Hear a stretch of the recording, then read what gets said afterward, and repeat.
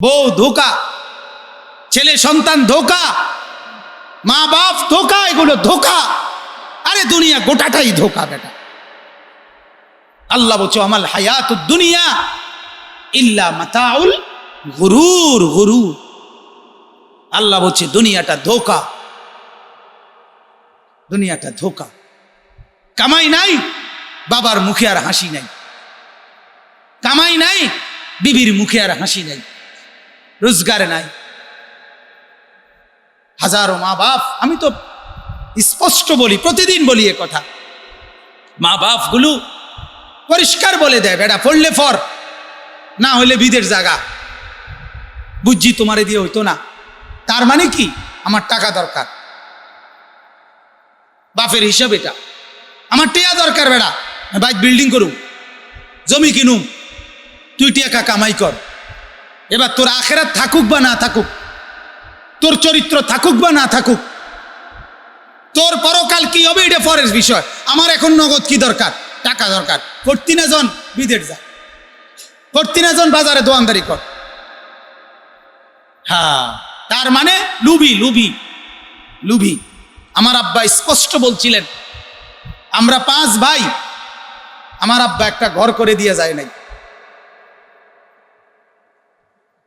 5 ভাইয়ের কোনো ঘর করে বাবে দিয়ে যায় নাই। 5 ভাই আলেম, 5 ভাই কোরআন পড়ে, 5 ভাই আল্লাহর কথা বলে। আজ বাবা কবরে, যদিও বাবা দুনিয়ায় আম করে ঘর করে দেয় নাই, কিন্তু বাবা নিজের কবরের ঘর এমন সাজাইছে, 5 ভাই যখন যেখানে যা বলে বাবার কবরে পৌঁছতে থাকে। আর আমরা 5 ভাইয়েরও বাবার মৃত্যুর পরে, আমার আব্বার ইন্তেকালের পরে, আশ্চর্যের কথা হইল আমরা 5ও ভাই আলাদা আলাদা জায়গাও কিনছি এবং ঘর দুয়ারের কাজও করতেছি, বিল্ডিং এর কামও করতেছি। আমি বুঝছি যে বাবা ঘরে না করে দেওয়া যায় নাই, দোয়া তো করে দিয়ে গেছে, তো আল্লাহ তৌফিক দিছে। কথা বুঝেন না? 5ও জনের এখন আলাদা আলাদা কি হয়েছে? বাড়ি হয়েছে। বাড়ির কাম শেষ হয় না, কিন্তু জায়গা ব্যবস্থা হইয়া কারো বেশি কম কাজ হইতেছে। আল্লাহ সবাইকে আরামসে চালাইতেছে। মা এখনো আছে, আলহামদুলিল্লাহ। এজন্য আমি আপনাদের কাছে অনুরোধ করছি ভাইয়া, সবার কাছে, মুরব্বীরা, জওয়ানেরা, যুবকরা আমার মূল চেতনা, নওজওয়ানরা আমার মূল অনুভূতি, আমার চেতনার সবটুকু জুড়ে যুবক। আমি নওজওয়ানদেরকে জাগাবার স্বপ্ন বেশি দেখি, ফিকির করি বেশি, চিন্তা করি বেশি, বহুত ফিকির করি, দোয়াও করি, আশাও করি। তো এই জন্য আল্লাহ তাআলা বলছেন, বান্দা আমি কিন্তু নিশ্চিত জান্নাত এবং জাহান্নাম, আখিরাত এবং পরকাল, এটা নিশ্চিত। নিশ্চিত কিনা বলেন? সবাই বলেন না একবার। এবার আল্লাহ বলেন, দেখেন, শুধু তরজমা বললেই শেষ কথা। সূরা ইয়াসিনের পরিচিত সূরা ইয়াসিন সবাই পড়েন না, বা নাম তো জানেন সবাই। আল্লাহ তাআলা বলেন, ইন্না আসহাবাল জান্নাতিল ইয়াউমা ফি শুগলিন ফাকিহুন। নিশ্চয়ই হাসরের মাঠে বিচার আর ফয়সালার পরে সমস্ত জান্নাতবাসী সেদিন বিভিন্নমুখী আনন্দে, খুশিতে, ফুর্তিতে, বিনোদনে মগ্ন থাকবে। জান্নাতের মধ্যে যদিও কোনো ইবাদত নাই, জান্নাতীদের কোনো আমল নাই, কিন্তু জান্নাতীদের বিনোদনেরও কোনো শেষ নাই। আল্লাহ তাআলা সুখের, বিনোদনের, আনন্দের এত বেশি উপকরণ প্রস্তুত রাখবেন যে তারা খুব খুশিতে আত্মহারা হয়ে জান্নাতের মধ্যে বহুমুখী আনন্দে মগ্ন থাকবে। হুম ওয়া আজওয়াজুহুম, আল্লাহ বলেন তারা জান্নাতীরা এবং তাদের স্ত্রীরা। জান্নাতীদের স্ত্রী হবে 2 রকম, 1 হুরেরা, 2 দুনিয়াতে নেককার স্ত্রী যদি জান্নাতি হয় সেও। এজন্য এমন স্বামী ভাগ্যবান যার স্ত্রীও জান্নাতি, এমন পুরুষ ভাগ্যবান যার বিবিও কি জান্নাত। এজন্য রাসূলুল্লাহ সাল্লাল্লাহু আলাইহি সাল্লাম হাদিসের মধ্যে জন্য বলছে তোমাদের কাছে মেয়ের বিয়ে প্রস্তাব আসে 4 কারণে, 4 গুণে নারীর বিয়ে হয়। কয় গুণে, কয় বিষয়ে? 4টা বিষয়। 1 নাম্বার লি হাসাবিহা না লি জামালিহা, সৌন্দর্যের কারণে কারো বিয়ে হয়। 2 নাম্বার কারো বংশের কারণে বিয়ে হয়, কারো সম্পদের কারণে বিয়ে হয়, কারো দিনদারির কারণে, ফরহেজগারির কারণে বিয়ে হয়। নবী বলছে ফাসফার বিজাতি দিন, তুমি বিয়ে করতে সময় দিনদারি যার মধ্যে আছে ওই 3টা কম হলেও দিনদারিকে প্রাধান্য দিও। তোমার দুনিয়াও ভালো হবে, আখিরাতও ভালো হবে। দুনিয়াও বউ খেয়ানত করবে না, আখিরাতেও জান্নাতি সঙ্গী থাকবে। আবার মেয়েদের ব্যাপারে বলছে বাপকে, ইজা খাতাবা ইলাইকুম, তোমাদের কাছে তোমাদের মেয়ের বিয়ের প্রস্তাব যদি এমন ছেলের পক্ষ থেকে আসে, মান তারদাউনা দীনাহু ওয়া খুলুকাহু, যার দিনদারি এবং তার চরিত্র তোমাদের কাছে পছন্দনীয় হয়, ফাযাওয়িজুহু, তার কাছে তোমরা মেয়েদের বিয়ে দাও। বাপকে কি বলে দিছে? তোমার জামাই দিনদার, এটা দেখে বিয়ে দিবা। আর ছেলেকে কি বলছে? মেয়ে দিনদার, এটাকে প্রাধান্য। আমরা কোনোটার দাঁড়িয়ে নাই। মেয়ে আপনার মুসালম্বা, দেখতে সুন্দর, মেট্রিকে প্লাস, খালাস। ছেলে বিদেশ, বাজারে ব্যবসা, বাইক বিল্ডিং, ভিতরে বাথরুম, মানে অ্যাটাচড, যে এনে খায় এনে মতে, বুঝলেন না কথা? অ্যাটাচড, ভিতরে, বাইরে যাওয়ার লাগে না, অনেক সুযোগ সুবিধা। এই হলো যোগ্য ছেলের যোগ্যতা, হলো এই, কামাই ভালো, বিল্ডিং ভালো। মেয়ের যোগ্যতা হলো উঁচা লম্বা সুন্দর, মেট্রিকে প্লাস।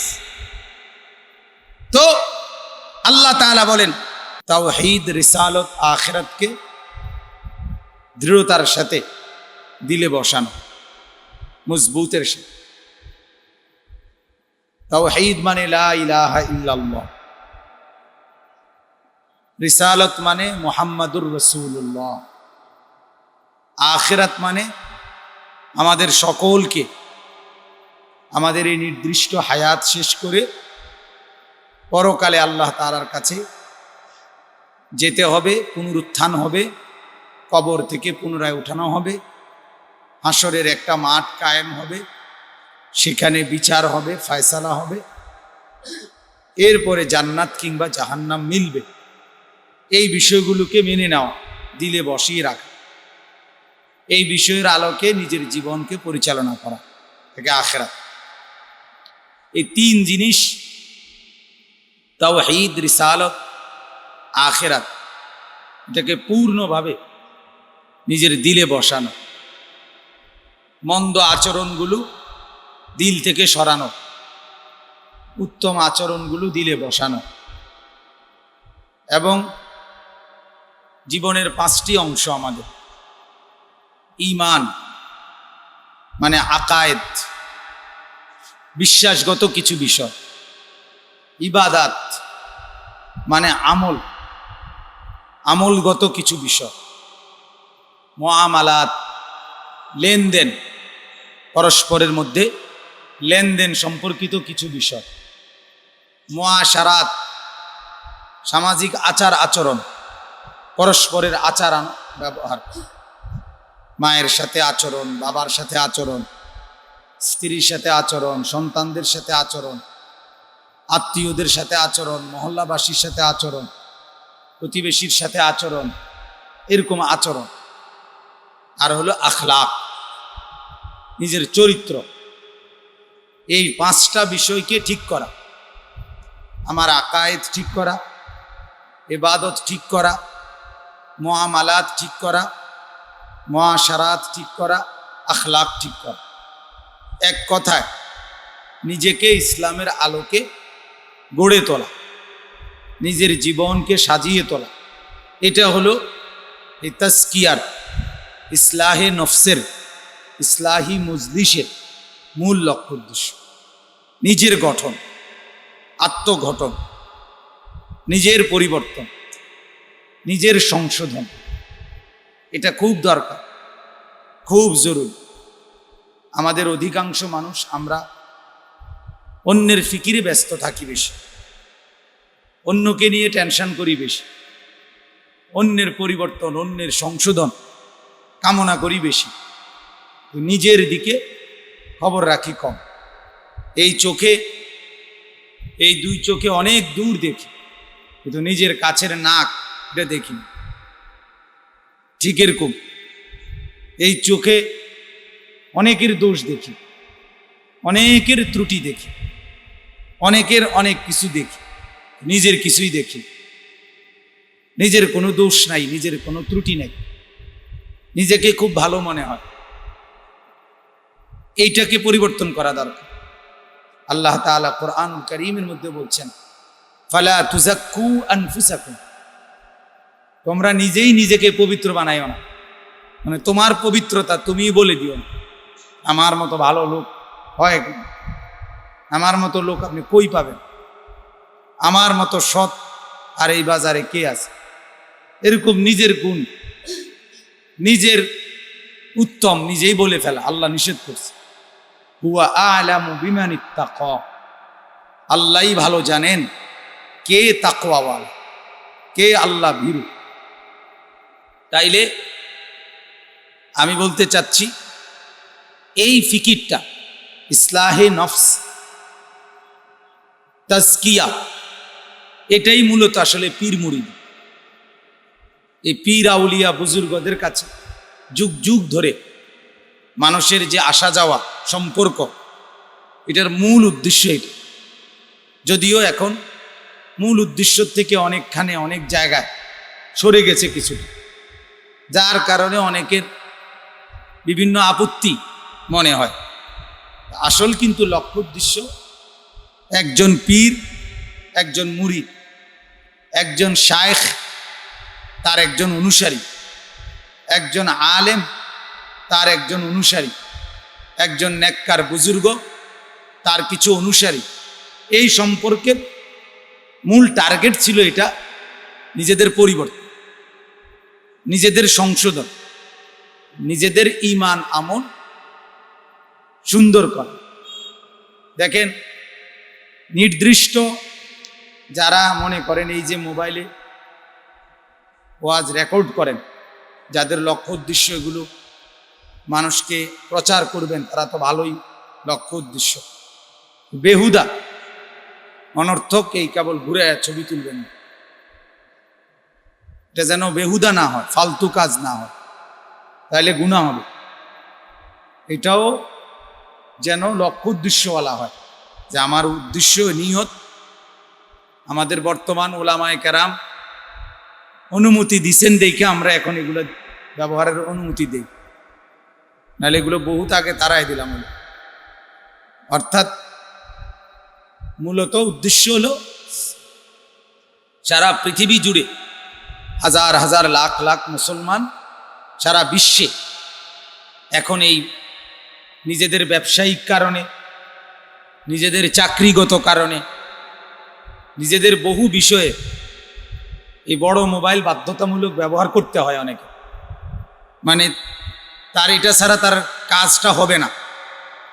এখানে এমন কিছু বিষয় এটার সাথে সম্পৃক্ত, যার ফলে এটা তাকে অনেকের ন্যায্য দরকার, জরুরত ব্যবহার করতে হয়। যেমন আমরা একটা গাড়ি ব্যবহার করি, এটা শৌখিনের জন্য না, যে বড় লোকই দেখাইতেছি একটা প্রাইভেট কার, বিষয়টা এটা না, এটা আমাদের জরুরত। এটা যদি না হয় তাহলে টাইম মতো বিভিন্ন বয়ানাত, বিভিন্ন জায়গায় যাওয়া, অংশগ্রহণ করা, এটা সম্ভব হয়ে উঠবে না। আমি যদি প্রত্যেক ঘাটে ঘাটে সিএনজি ধরে ধরে আইতে হয়, তাইলে অনেক কিছু এলোমেলো হয়ে যাবে। তাহলে এটা একটা জরুরত মনে করেন, এই কারণে প্রাইভেট কারে চলা, নাই তো আমার প্রাইভেট কারে চলার দরকার কি? ঠিক এরকম মোবাইলটাও এরকম, বড় মোবাইল যাদের জরুরত, যেমন আমার এই বড় মোবাইলের সাথে সম্পৃক্ত আমার তেমন কিছু নাই এখনো। মানে আমার এমন কোনো বিষয় আটকাইয়া থাকে না যেই বিষয়ে বড় মোবাইল ছাড়া আমার চলে না। বুঝেন নাই কথাটা? যার কারণে এই যে আমার মোবাইল ছোট মোবাইল, যদিও আমার ওয়াজ অনেক মোবাইলে আছে দেখে, কিন্তু আমার এটার জরুরত নাই। তো আমার জরুরত নাই যেহেতু, কাজে আমি ব্যবহার করি না। কিন্তু একান্তই যাদের জরুরত, প্রয়োজন, উদ্দেশ্য কাজের, সেটা বৈধ। শুধু গুনার কারণে, বেহুদা কারণে, ফালতু কারণে যেন না হয়, তাইলে অবশ্যই সেটা গুনাহ হয়। আল্লাহ মাফ করে দেন। তো বলতেছিলাম ইসলাহে নফস, নিজের গঠন, নিজের পরিবর্তন খুব দরকার, খুব দরকার। নবীরা পর্যন্ত নিজের দিকে খেয়াল রাখছে, নবীরা পর্যন্ত। আল্লাহ তাআলা নবীদেরকে, রাসূলুল্লাহ সাল্লাল্লাহু আলাইহি সাল্লামকে আদেশ করেছেন, ওয়া'মুর আহলাকা বিস-সালাহ ওয়াসতাবির আলাইহা। হে নবী, আপনি আপনার পরিবারের সদস্যদেরকে নামাজের আদেশ করুন এবং আপনি নিজে নামাজের উপরে মজবুত থাকুন। এই যে নিজের কথা বলছে, আপনার নিজের দিকে খেয়াল রাখেন, আপনার যেন আবার নামাজ ছুটে না যায়। কথা বুঝছেন কিনা? আল্লাহ তাআলা নবীজিকে বলছে, ওয়ারাত্তিলিল কোরআনা তারতিলা। নবী, আপনি বিশুদ্ধভাবে, সুন্দর উচ্চারণে, পূর্ণ মাখরাজের সাথে সঠিকভাবে কোরআন তিলাওয়াত করুন। এই যে আপনি করুন, নিজের দিকে ওনাকে বলছে। আল্লাহ তাআলা নবীকে বলছেন, কুম ফাআনজির, আপনি দাঁড়ান, মানুষদেরকে আল্লাহর দিকে ভয় দেখান। ওয়া রাব্বাকা ফাকাব্বির, এবং আপনার রবের বড়ত্ব ঘোষণা করেন। ওয়া সিয়াবাকা ফাতাহহির, আপনার পোশাক সেটা পবিত্র রাখেন। এই যে আপনার নিজের লেবাস, নিজের পোশাকের দিকেও কি রাখেন? খেয়াল রাখেন। এরকম বহু আয়াত আছে যেখানে আল্লাহ তাআলা নবী সাল্লাল্লাহু আলাইহি ওয়াসাল্লামকে সরাসরি আদেশ করছেন যে আপনার নিজের বিষয় খেয়াল করেন, নিজের সংশোধনের দিকে, নিজের দিকে, নিজের হালাতের দিকে নজর রাখেন। নবীরা দোয়া করতেন তো নিজের কথা বলতেন, রব্বানা গফির লি ওয়া লিওয়ালিদাইয়া ওয়া লিল মুমিনিন। আল্লাহ আমাকে মাফ করে দেন এবং আমাদের মা বাপকে মাফ করে দেন এবং সমস্ত মুমিনকে মাফ করে। তাহলে কি বোঝা গেল? নিজের কথা বলছি কিনা? কথা বলেন না কেন? আগে বলছে না নিজের কথা, যে আল্লাহ আমাকে মাফ করে। আমাদের নবী সাল্লাল্লাহু আলাইহি সাল্লাম দোয়া করতেন, আল্লাহুম্মা হাসিবনি হিসাবান ইয়াসীরা। আল্লাহ আমার হিসাব হাসরের মাঠে সহজ করে দেন। তাহলে নিজের কথা বলছি কিনা বলে? হ্যাঁ। এরপরে নবীজি দোয়া করতেন, আল্লাহুম্মা আইন্নি আলা যিকরিকা ওয়া শুকরিকা ওয়া হুসনি ইবাদাত। আল্লাহ আপনার ইবাদত, আপনার জিকির, আপনার শুকর ভালোভাবে আদায় করার জন্য আমাকে সাহায্য করেন। এই যে নিজের, তাহলে ভাই এই কথা বলার উদ্দেশ্য হলো নিজের ফিকির করা। ইয়া আইয়ুহাল্লাযীনা আমানু কু আনফুসাকুম ওয়া আহলিকুম। আল্লাহ বলেন, হে ঈমানদার, হে মুমিন, তোমার নিজেকে রক্ষা করো এবং অতঃপর পরিবারের সদস্যদেরকে বাঁচাও জাহান্নামের আগুন থেকে। তাহলে নিজেকে রক্ষা করো। তাহলে নিজের রক্ষা করা এটা জরুরি কিনা বলেন? কথা বলেন। আল্লাহ তাআলা বলেন, ইয়া আইয়ুহাল্লাযীনা আমানু আলাইকুম আনফুসাকুম। এটাও একই কথা। হে ঈমানদার মুমিনগণ, তোমরা প্রত্যেকেই নিজেদেরকে আঁকড়িয়ে ধরো।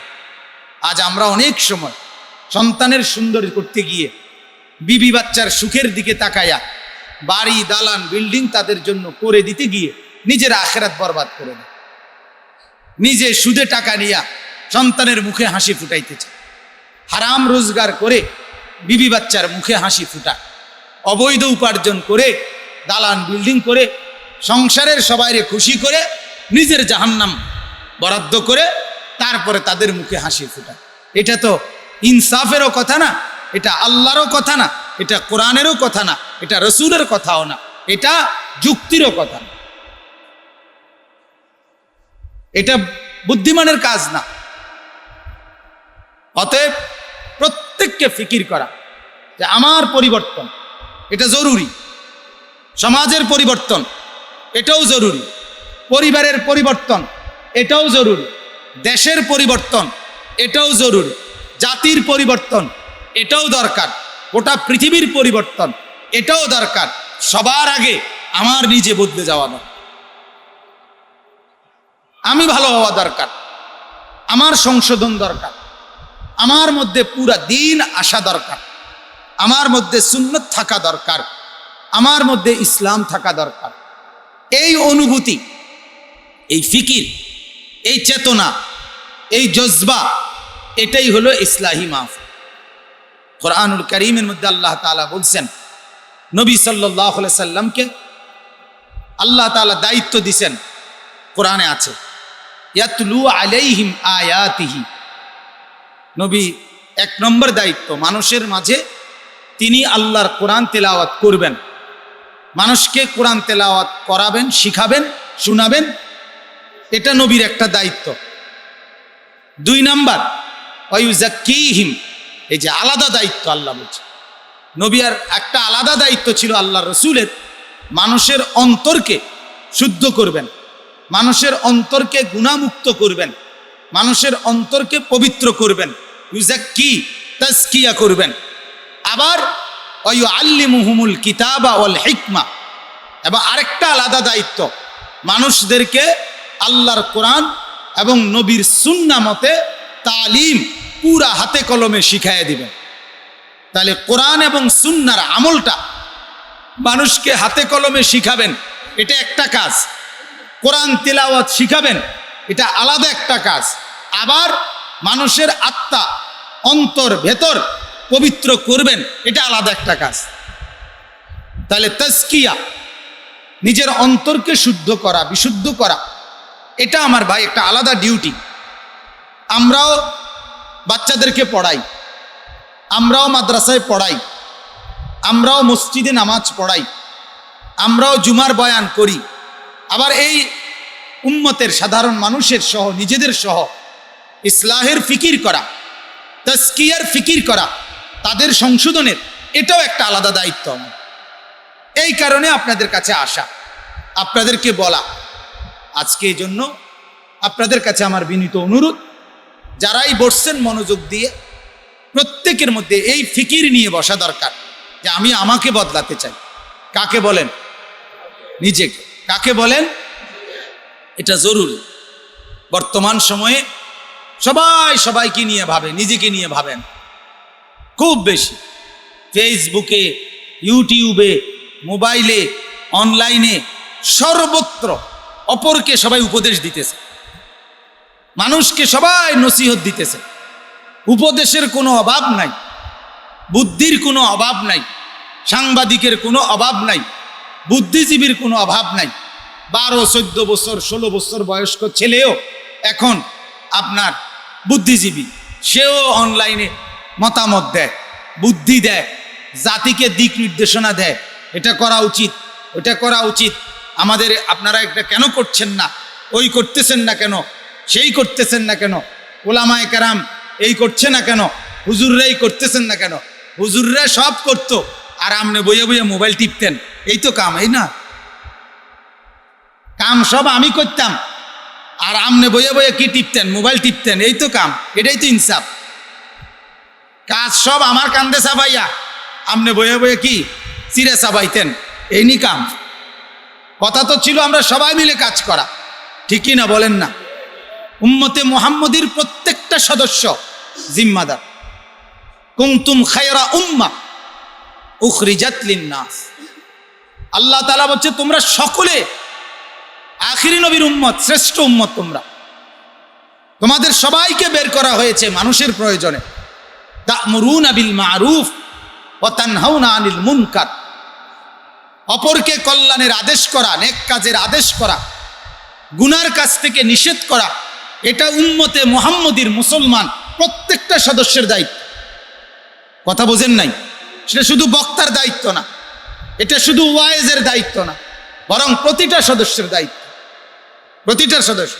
যেই দল, যেই গ্রুপ, যেই সংগঠন, যেই সংস্থা, যেই সমিতির সভাপতি থেকে শুরু করে সাধারণ কর্মী প্রত্যেকেই যখন সমান তালে সংগঠনের কথা বলে, ওই দলের কথা বলে, তখন ওইটা খুব পরিচিত হয়, ওইটা ব্যাপকভাবে সবার মাঝে ছড়াইয়া পড়ে। এটাই বাস্তবতা, এটাই বাস্তবতা। বর্তমান আওয়ামী লীগ সরকার, প্রধানমন্ত্রী শেখ হাসিনা কোনো একটা কথা বললে এটা এবার যেমনই হোক একবারে মাঠ পর্যায়ের কর্মী পর্যন্ত একসাথে আওয়াজ তোলে, সারা বাংলাদেশ তুলকালাম করে ফেলে। এটা নেত্রী বলছে, কথা শেষ। কথা বোঝেন নাই আপনার? তাহলে এই যে একটা বিষয়, এরকম পৃথিবীতে বিভিন্ন বিষয় যখন সকলে মিলে সমস্বরে বলে, সবাই মিলে চেষ্টা করে এক মিশনে, এক কাজে, তখন সেটা খুব দ্রুত আগায় যায়। আমাদের দুর্ভাগ্য হলো আমাদের প্রজন্ম, বর্তমান যুবক, এরা টোটালি কোনো দায়িত্ব কাঁধে নিতে চায় না। আকসার বেশতর অধিকাংশই কোনো জিম্মাদারি কাঁধে দিতে রাজি না। এরা সম্পূর্ণ স্বাধীনভাবে একাকী নিজের খেয়াল খুশি মতো, খামখেয়ালি মতো চলতে চায়, যেমন মন চায় তার। কারো তত্ত্বাবধান, কারো অধীনতা স্বীকার করা, কারো নেগরানিতে কাজ করা, এটা আমাদের বুজুর্গদের, পূর্ববর্তী মুসলমানদের ইতিহাসের শুরু থেকে, ইসলামের শুরু থেকে এটাই নিয়ম ছিল। রাসূলুল্লাহ সাল্লাল্লাহু আলাইহি ওয়াসাল্লামের অধীনে সাহাবায়ে কেরাম দ্বীনের কাজ করছেন, খলিফাদের অধীনে অন্যান্যরা কাজ করছেন, কোনো না কোনো বুজুর্গের অধীনে পরবর্তীরা কাজ করছেন, ফলে ইসলাম আগায় গেছে। আমরা কিতাবে পড়ছি, একটা ছোট্ট উদাহরণ দিলে বুঝবেন। ইমাম আজম আবু হানিফা রাহমাতুল্লাহ আলাই, ইমাম আবু হানিফার একজন বিখ্যাত ছাত্র ছিল ইমাম আবু ইউসুফ রাহমাতুল্লাহ আলাই। তো ইমাম আবু ইউসুফ রাহমাতুল্লাহ আলাই ইমাম আবু হানিফার কাছে পূর্ণ ইলম শিখছে এবং পরিপূর্ণ যোগ্য আলেম হয়েছে। তো আলেম হওয়ার পরে এখন তিনি কোরআন, সুন্নাহ, মাসআলা সব বুঝে এবং নিজে নিজে আপনার মাসআলা গবেষণা করে বের করতে পারে। তো একবার উনি ইমাম আবু ইউসুফ রাহমাতুল্লাহ আলাইহি আলাদা ইমাম আবু হানিফা যেখানে বসে ফতোয়া দিতেন, কোরআন সুন্নাহর বয়ান করতেন, মাসআলা বলতেন, তো উনি আলাদা আরেকটা এরকম মজলিস কায়েম করছে, যেখানে এখন উনি ফতোয়া দিবে। কেডা? ওই উনার ছাত্র ইমাম আবু ইউসুফ। এখন ইমামে আজম আবু হানিফা রাহমাতুল্লাহ আলাইহি তিনি এখনো উনাকে আলাদা মজলিস কায়েম করা, এটার অনুমতি এখনো দেয় নাই। এরই মধ্যে উনি এটা চালু করতে চাইছে, অনেকের অনুরোধে শুরু করছে মাত্র। ইমাম আজম আবু হানিফা ইচ্ছা করে ওনার একজন শাগরিদকে একটা মাসআলা উনি বলে রেডি করে বলছে, যাও তুমি গিয়ে ওই মজলিসে আবু ইউসুফকে এই মাসআলাটা জিজ্ঞেস করো, যাও তুমি জিগাও। পরে এই শাগরিদ গিয়ে ইমাম আবু ইউসুফ রাহমাতুল্লাহ আলাইহিকে জিজ্ঞেস করছে, উনি আর এটার উত্তর বলতে পারেন। বুঝেন না কথা? উনি বুঝছে যে এই মাসআলা তো আর আমি বুঝতেছি না। পরে জলদি ইমাম আবু হানিফা রাহমাতুল্লাহ আলাইহির কাছে ফিরে আসছে, ওনার উস্তাদ, ওনার মূল শায়েখ। তো আয়েশা বলছে, হযরত এভাবে একজন আমাকে এই মাসআলা জিজ্ঞেস করছে, আমি তো কোনো জবাব দিতে পারতেছি না, এটার জবাব আপনি বলে দেন। ইমাম আবু হানিফা তো জানে কে মাসলা বলছে, কি বলছে, বোঝেন না? এটা তো উনিই পাঠাইছে। তখন এই একটা কথা ইমাম আবু হানিফা, সবাই যে কোনো লাইনের ছেলে সবাই শোনেন মিয়া, তখন ইমাম আবু হানিফা একটা কথা বলছে ওই আবু ইউসুফকে, আরবি বাক্য, তাজাব্বাবতা ক্বাবলা আন তুহাসরিমা, বলছে সবে মাত্র আঙ্গুর হতে লাগলে এরই মধ্যে কিসমিস হয়ে গেলে। বুঝেন নাই? সবে মাত্র আঙ্গুর হতে শুরু করলে এরই মধ্যে কি হয়ে গেলা? কিসমিস হয়ে গেলা। তার মানে আঙ্গুর না হবে মাত্র হইতেছে, এরপরে না বহু সময় পর এটাকে শুকাইলে এরপরে না কি হবে, কিসমিস হবে। এখনো ভালো করে আঙ্গুর হওয়ার আগেই তো তুমি কি বনে গেলা, কিসমিস হয়ে বনে গেল। তার মানে নিজেকে এখনো পূর্ণ মুরব্বির তত্ত্বাবধানে নিজেকে পূর্ণ গঠন করার আগেই তুমি বসে গেলা ফতুয়া দিতে। তার মানে তো তুমি আঙ্গুর পূর্ণ হওয়ার আগেই কিসমিস বনে গেল। আর কোনোদিন উনি কি করেন নাই, আলাদা মজলিস কায়েম করে নাই, বরং ইমাম আবু হানিফার কাছেই উনার মৃত্যু পর্যন্ত থাকছেন।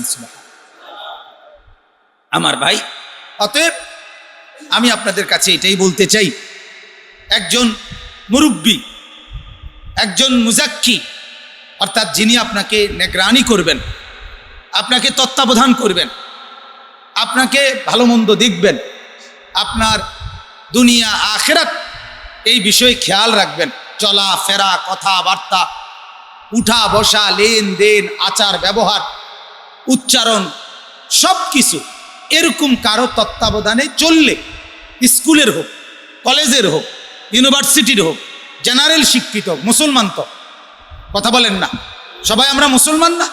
এই প্রত্যেকটা ইমানদারের উচিত, প্রত্যেকটা মুসলমানের উচিত কোনো না কোনো আল্লাহওয়ালা, কোনো না কোনো মুত্তাকি, কোনো না কোনো ফরহেজগার বুজুর্গ আলেমের কাছে নিজেকে সুপর্দ করে, ওনার তত্ত্বাবধান, ওনার পরামর্শে চল, তাইলে দুনিয়াও সুন্দর হয়, আখিরাতও সুন্দর।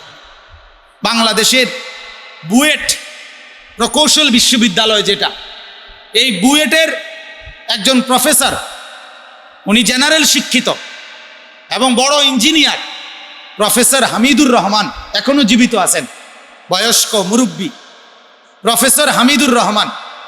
আপনারা নেটে সার্চ দিলেও ওনার অনেক বয়ান পাবেন। উনি একজন বুয়েটের প্রফেসর, একজন ইঞ্জিনিয়ার। তিনি হযরত মুহাম্মদুল্লাহ হাফিজি হুজুর রহমতুল্লাহ আলাই, হাকিমুল উম্মত মুজাদ্দিদুল মিল্লাত হযরত মাওলানা শাহ আশরাফ আলী থানভী রহমতুল্লাহ আলাই, উনার খলিফা, বাংলাদেশের এক সময়ের শ্রেষ্ঠ বুজুর্গ ছিলেন হাফিজি হুজুর রহমতুল্লাহ আলাই। উনার হাতে বায়াত হয়েছেন, বায়াত ইঞ্জিনিয়ার তখন বুয়েটের। বায়াত হওয়ার পরে হাফিজি হুজুর রহমতুল্লাহ আলাই ওনাকে বলছে, তুমি আলিফ বা তাসা, সূরা কেরাত, কায়দা শিখো নতুন করে। এগুলো উনার কথা মতো শিখছেন। এরপরে বলছেন, হযরত আমি এখন কোরআন পড়তে পারি। তখন কামরাঙ্গীর চর হাফিজি হুজুর রহমতুল্লাহ আলাইহির মাদ্রাসা নুরিয়া এখনো আছে। ওই মাদ্রাসায় বলছে যে ছোট মক্তবের বাচ্চাদেরকে, এই প্রফেসর সাহেবকে বলছে, এগুলোরে পড়াও, আলিফ বা তা পড়াও। তো পড়াইছে। পড়ানোর পরে যেদিন আইসা বলছে, হযরত পড়াইছি, তো শুনছে উনি হাফিজি হুজুর রহমতুল্লাহ আলাইহি, তখন জড়াইয়া ধইরা কপালে চুমা দিছে। আজকে এই বুয়েটের শত শত ইঞ্জিনিয়ার, বহু শত ইঞ্জিনিয়ার সব এই প্রফেসর হামিদুর রহমানের মুরিদ, এবং উনি হাফিজি হুজুরের মতো এত বড় বুজুর্গের খলিফা, অথচ জেনারেল শিক্ষিত, অথচ জেনারেল শিক্ষিত মানুষ। কিন্তু আধ্যাত্মিকতার লাইনে বাংলাদেশের বড় বড় আলেম ওনার মুরিদ, এই প্রফেসর হামিদুর রহমানের, শেখুল হাদিস মুহাদ্দিস ওনার মুরিদ। বুঝেন নাই কথাটা? বাংলাদেশে বর্তমানে গাজীপুর কাপাসিয়া একটা জায়গা আছে, কাপাসিয়া, এখানে একটা কলেজ আছে, শহীদ তাজউদ্দিন কলেজ, ডিগ্রি কলেজ। এই ডিগ্রি কলেজের যিনি প্রিন্সিপাল, রানিং প্রিন্সিপাল, অধ্যক্ষ মিজানুর রহমান চৌধুরী, শায়েখে দেওনা, বাংলাদেশের আপনার এত বড় বুজুর্গ উনি, যে থানভী রহমতুল্লাহ আলাইহির সর্বশেষ খলিফা, ভারতের হারদুই একটা জায়গা আছে, ওই জায়গার বিখ্যাত বুজুর্গ হযরত মাওলানা শাহ আবরারুল হক রহমতুল্লাহ আলাইহি, যার খলিফা হইলেন আমাদের যাত্রাবাড়ি হজরত, বর্তমান বাংলাদেশের সবচেয়ে বড় কওমি মাদ্রাসার মুরব্বী হজরত মাওলানা মাহমুদুল হাসান সাহেব, উনার খলিফা, আবরারুল হক সাহেবের খলিফা। এই উনি আর এই দেওনার হজরত একজন জেনারেল শিক্ষিত কলেজের প্রিন্সিপাল, উনিও এই শাহ আবরারুল হক রহমতুল্লাহের খলিফা, এবং বাংলাদেশের বিখ্যাত সব আলেম সব এই প্রফেসর সাহেবের, এই অধ্যক্ষ সাহেবের মুরিদ এবং খলিফা। বাংলাদেশের শ্রেষ্ঠ এখন কারাগারে বন্দী আল্লামা খালেদ সাইফুল্লাহ আইয়ুবী সাহেব, উনার পীর হলো এই অধ্যক্ষ মিজানুর রহমান চৌধুরী। বাংলাদেশ এখন কারাগারে আছেন আল্লামা জুনায়েদ আল হাবিব, বাংলাদেশের শ্রেষ্ঠ একজন আলেম, ওনার পীর হলো এই অধ্যক্ষ মিজানুর রহমান চৌধুরী। এরকম বড় বড় আলেম, বিখ্যাত আলেম সব বাংলাদেশের, অথচ ওনাদের পীরের কি, উনি হলেন একজন কি জেনারেল শিক্ষিত মানুষ। হাকিমুল উম্মত মুজাদ্দিদুল মিল্লাত হযরত মাওলানা শাহ আশরাফ আলী থানভী রাহমাতুল্লাহ, এই গোটা ভারতীয় উপমহাদেশের সর্বশ্রেষ্ঠ বুজুর্গ যাকে বলে, শ্রেষ্ঠতম আধ্যাত্মিক সাধক যাকে বলে, ওনার সবচেয়ে বড় খলিফা যিনি ছিলেন, উনি ছিলেন একজন জেনারেল শিক্ষিত মানুষ। তৎকালীন ব্রিটিশ আমলে যিনি কালেক্টর অফিসে, কালেক্টর অফিস বুঝুন তো, সরকারি কি অফিস কয়, কালেক্টরি অফিস মানে ভূমি অফিস নাকি? কালেক্টর বোঝেন না? এদের বাংলা কি? না, ভূমি অফিস না। তৎকালীন ব্রিটিশ আমলে বাংলাদেশে মানে আমাদের এই উপমহাদেশে একজন মুসলমান সর্বোচ্চ এই কালেক্টর অফিসের ডেপুটি, মানে ডেপুটি কালেক্টর এর দূর পর্যন্ত পদ পাইত। এর উপরে কালেক্টর মানে এটা ব্রিটিশ হইতো, কোনো খ্রিস্টান মুসলমানদেরকে এই পদ দিত না, সর্বোচ্চ পদে ছিল মুসলমানদের এর দূর। এই উনি তৎকালীন ব্রিটিশ আমলে খাজা আজিজুল হাসান মজজুব, আজিজুল হাসান ওনার নাম, উনি ছিলেন ডেপুটি কালেক্টর আপনার, অর্থাৎ হিসাব বিভাগের কর্মকর্তা। কালেক্টর মানে হিসাব। এই আপনার এই উচ্চ পর্যায়ে এই জেনারেল শিক্ষিত একজন কালেক্টর ছিলেন তিনি, কিন্তু তিনি ছিলেন পরবর্তী জামানায় থানভী রহমতুল্লাহর শ্রেষ্ঠ খলিফা। অগণিত আলেম ওনার বায়াত ছিল, ওনার মুরিদ ছিল। তাহলে আমার বলার উদ্দেশ্য হলো, স্কুলে পড়েন, কলেজে পড়েন, ইউনিভার্সিটিতে পড়েন, রিক্সাওয়ালা হন, ঠেলাওয়ালা হন, কুলিওয়ালা হন, দিনমজুর হন, ব্যবসায়ী হন, চাকরিজীবী হন, যে যে লাইনে আছেন, প্রত্যেকটা মুসলমানের উচিত কোনো না কোনো একজন আল্লাহওয়ালা, কোনো না কোনো একজন বুজুর্গ, কোনো না কোনো একজন হক্কানি রব্বানি মুত্তাকি আলেম বুজুর্গের কাছে নিজের আসা যাওয়া অব্যাহত রাখা, তার সাথে সম্পর্ক রাখা, তার দিক নির্দেশনা মতো নিজের জীবন পরিচালনা করা। এতে দুনিয়াও সুন্দর হয়, আখিরাতও সুন্দর। আজ আমাদের বর্তমান জামানার সবচেয়ে বড় ইসলাম বিরোধী ষড়যন্ত্রের এটা একটা, যে বিভিন্নমুখী ষড়যন্ত্রের মাধ্যমে চেষ্টা চলতেছে এটাই, যোগ্য আলেমদের থেকে সাধারণ মানুষকে বিভিন্ন কৌশলে সরায় ফেলা, আলাদা আলাদা করে ফেলা, আলাদা আলাদা করে। আগে আপনার একজন মুসলমানের বাচ্চা স্কুলে পড়ুক তো মক্তবের হুজুরকে যথাযোগ্য সম্মান করত, মক্তবের পড়াটাকে মা বাবা লাজেম আবশ্যক মনে করত। কিন্তু বর্তমানের মুসলমানের মা বাবা তার সন্তানকে কিন্ডারগার্টেনের পড়ার সর্বোচ্চ গুরুত্ব, কিন্তু মক্তবের এই কোরআন পড়ার গুরুত্ব বলতেই উঠে গেছে। কথা বলেন, কারণ এটা কৌশল, এটা কৌশল, এটা ঠান্ডা মাথার কৌশল। মুসলমানের যুবক, মুসলমানের পুরুষ, মুসলমান জনসাধারণ কোনো আলেম থেকে সরাসরি মাসআলা জিজ্ঞাসা করা, এই প্রবণতা দিন দিন কমে যাচ্ছে। নিজে ফয়সালা করে, নিজেরা বুঝ করে নেয়, নিজেদের মতো করে যা মন চায় তাই করে। বিদেশ ফেরত, উনি দেশে এসে মুফতি সাহেব, কথা বোঝেন নাই? এমনি ফ্যান ফিন্দাক, এমনি ক্লিন শেপ, কথা এমনি হাফ শার্ট গায়ে, উনি মাসলা বোঝে, উনি হাদিস বোঝে, উনি বিশাল বড়, উনি আহলে হাদিস। আর আমরা কিচ্ছু বুঝি না, আমরা সিরাসা ভাই, আমরা বসে বসে সিরাসা ভাই, কথা বুঝেন না? এই হলো প্রবণতা। কলেজ পড়ুয়া ছেলে, ইউনিভার্সিটি পড়ুয়া ছেলে, তার কাছে বাংলা বুখারী শরীফ, আপনার অনুবাদ এটা দিয়ে সে মুফতি, সে বুঝাই দিতেছে, হুজুররা বুঝে না সহি হাদিস। এটা আশ্চর্য কথা, তুমি সহি হাদিস বুঝে ফেললা, জীবনেও না বুঝে না পড়ে, আমি এতটা পড়ে আমরা কেউ বুঝলাম না, এটা কোনো কথা হলো? মানে মূল উদ্দেশ্য হলো যতটা সম্ভব উম্মতের সাধারণ মানুষকে ওলামায়ে কেরাম থেকে আলাদা করা, এটাই মূল টার্গেট। বহুমুখী ষড়যন্ত্র, বহু রকমের, যার কারণে আজকে মুসলমানরা, আগে একজন মুসলিম নারী, মুসলমান মা বোনরাও, মুসলমানের মা চাচিরাও মাসআলা জিজ্ঞাসা করার জন্য নিজের স্বামী সন্তানকে মসজিদের ইমাম সাহেবের কাছে পাঠাইতো, ঠিক কিনা বলেন? যে হুজুরে গিয়ে জিজ্ঞাসা করে আসো এই মাসলাটার কি জবাব। কিন্তু এখন আর এই মানসিকতা নাই, সবাই আপনার নিজের খেয়াল খুশি মতো চলতেছে।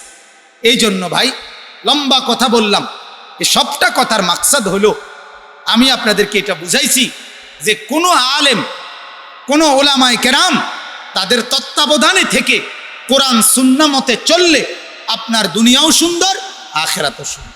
একাকী চললে হবে না, কোরআন সুন্নাহ একাকী বোঝা সম্ভব না। বিশ্বাস করে, একই শব্দ বাংলায় অর্থ মাকরুন, মিম কাফ রা, মিম ছোট কাফ আর কি। মাকরুন শব্দের অর্থ অভিধানে যে কোনো ডিকশনারিতে বাংলায় আছে চক্রান্ত, ষড়যন্ত্র। মাকরুন শব্দের অর্থ কি?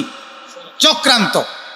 কিন্তু কোরআনে আছে ওয়া মাকারু ওয়া মাকারাল্লাহ, কাফেররা চক্রান্ত করেছে, আল্লাহ তাআলা তার চক্রান্তের মোকাবেলায় কৌশল প্রয়োগ করেছে। এই তর্জমা করতে ওলামায়ে কেরাম বলছে অর্থের সময় আল্লাহর ক্ষেত্রে বলার ক্ষেত্রে শব্দ যদিও এক, কিন্তু আল্লাহর ক্ষেত্রে বলতে গিয়ে হুবহু ওই বাংলা বললে হবে না যেটা আপনি কাফেরদের ক্ষেত্রে বলছেন। কথা বোঝেন নাই? কাফেররা ষড়যন্ত্র করলো এবং আল্লাহও ষড়যন্ত্র করলো, নাউজুবিল্লাহ। তাহলে ওই বাংলা দেখলে আপনি বুঝবেন এটাই, কিন্তু বাংলা দিয়ে আপনি যদি অর্থ করেন ডিকশনারি দেখে, ওলামায়ে কেরাম থেকে না জিজ্ঞাসা করে, তাহলে আপনার ঈমান বরবাদ হবে। বরং আল্লাহর ক্ষেত্রে বলতে গেলে অর্থ আপনার আলাদা। লাআল্লাহ, লাআল্লাহ একটা আরবি শব্দ, যে কোনো অভিধানে এটার অর্থ হলো সম্ভবত। কি? সম্ভবত। কিন্তু কোরআনুল কারীমের যত জায়গায় আল্লাহ বলছে লাআল্লাকুম তাত্তাকুন, লাআল্লাকুম, লাআল্লাহ কোরআনে যতগুলো ব্যবহার হয়েছে ওলামায়ে কেরাম বলছে এগুলোর অর্থ সম্ভবত না, নিশ্চিত। কথা বুঝছেন কিনা? কোরআনের তরজমার ক্ষেত্রে বলতে হবে লাআল্লাকুম তাত্তাকুন, সম্ভবত তোমরা রোজা রাখলে মুত্তাকি হবে। না না, নাউজুবিল্লাহ, অবশ্যই তোমরা মুত্তাকি হবে। তাইলে এই কথাটা আপনি কেমনে বুঝবেন? কথা বুঝছেন নি আমার? এটা আপনি কেমনে বুঝবেন? আপনি যদি শুধু বাংলা অর্থ পড়েন আপনি তো বুঝতেন না। এই জন্য বাপ আলহামদুলিল্লাহ অনেক ছেলে দেখতেছি, মাশাআল্লাহ, আপনারা এই সব ছেলে আমাদের মুসলমান, এরা আমাদের ভাই, তোমরা আমাদেরই সন্তান। দোস্ত, তোমাদের অনুভূতির জন্য, বিবেক উপলব্ধির জন্য এই কথাটা বললাম। অবশ্যই কোরআন মতেই চলতে হবে, সুন্নত মতেই চলতে হবে, হাদিস মতোই চলতে হবে, কিন্তু সেটা উলামায়ে কেরামের আশ্রয়ে, একাকী না।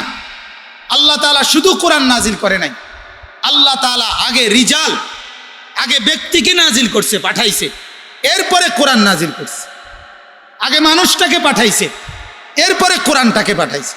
নাকি আগে কোরআন পাঠাইছে? কোরআন আগে আসছে না রাসূলুল্লাহ আগে আসছে?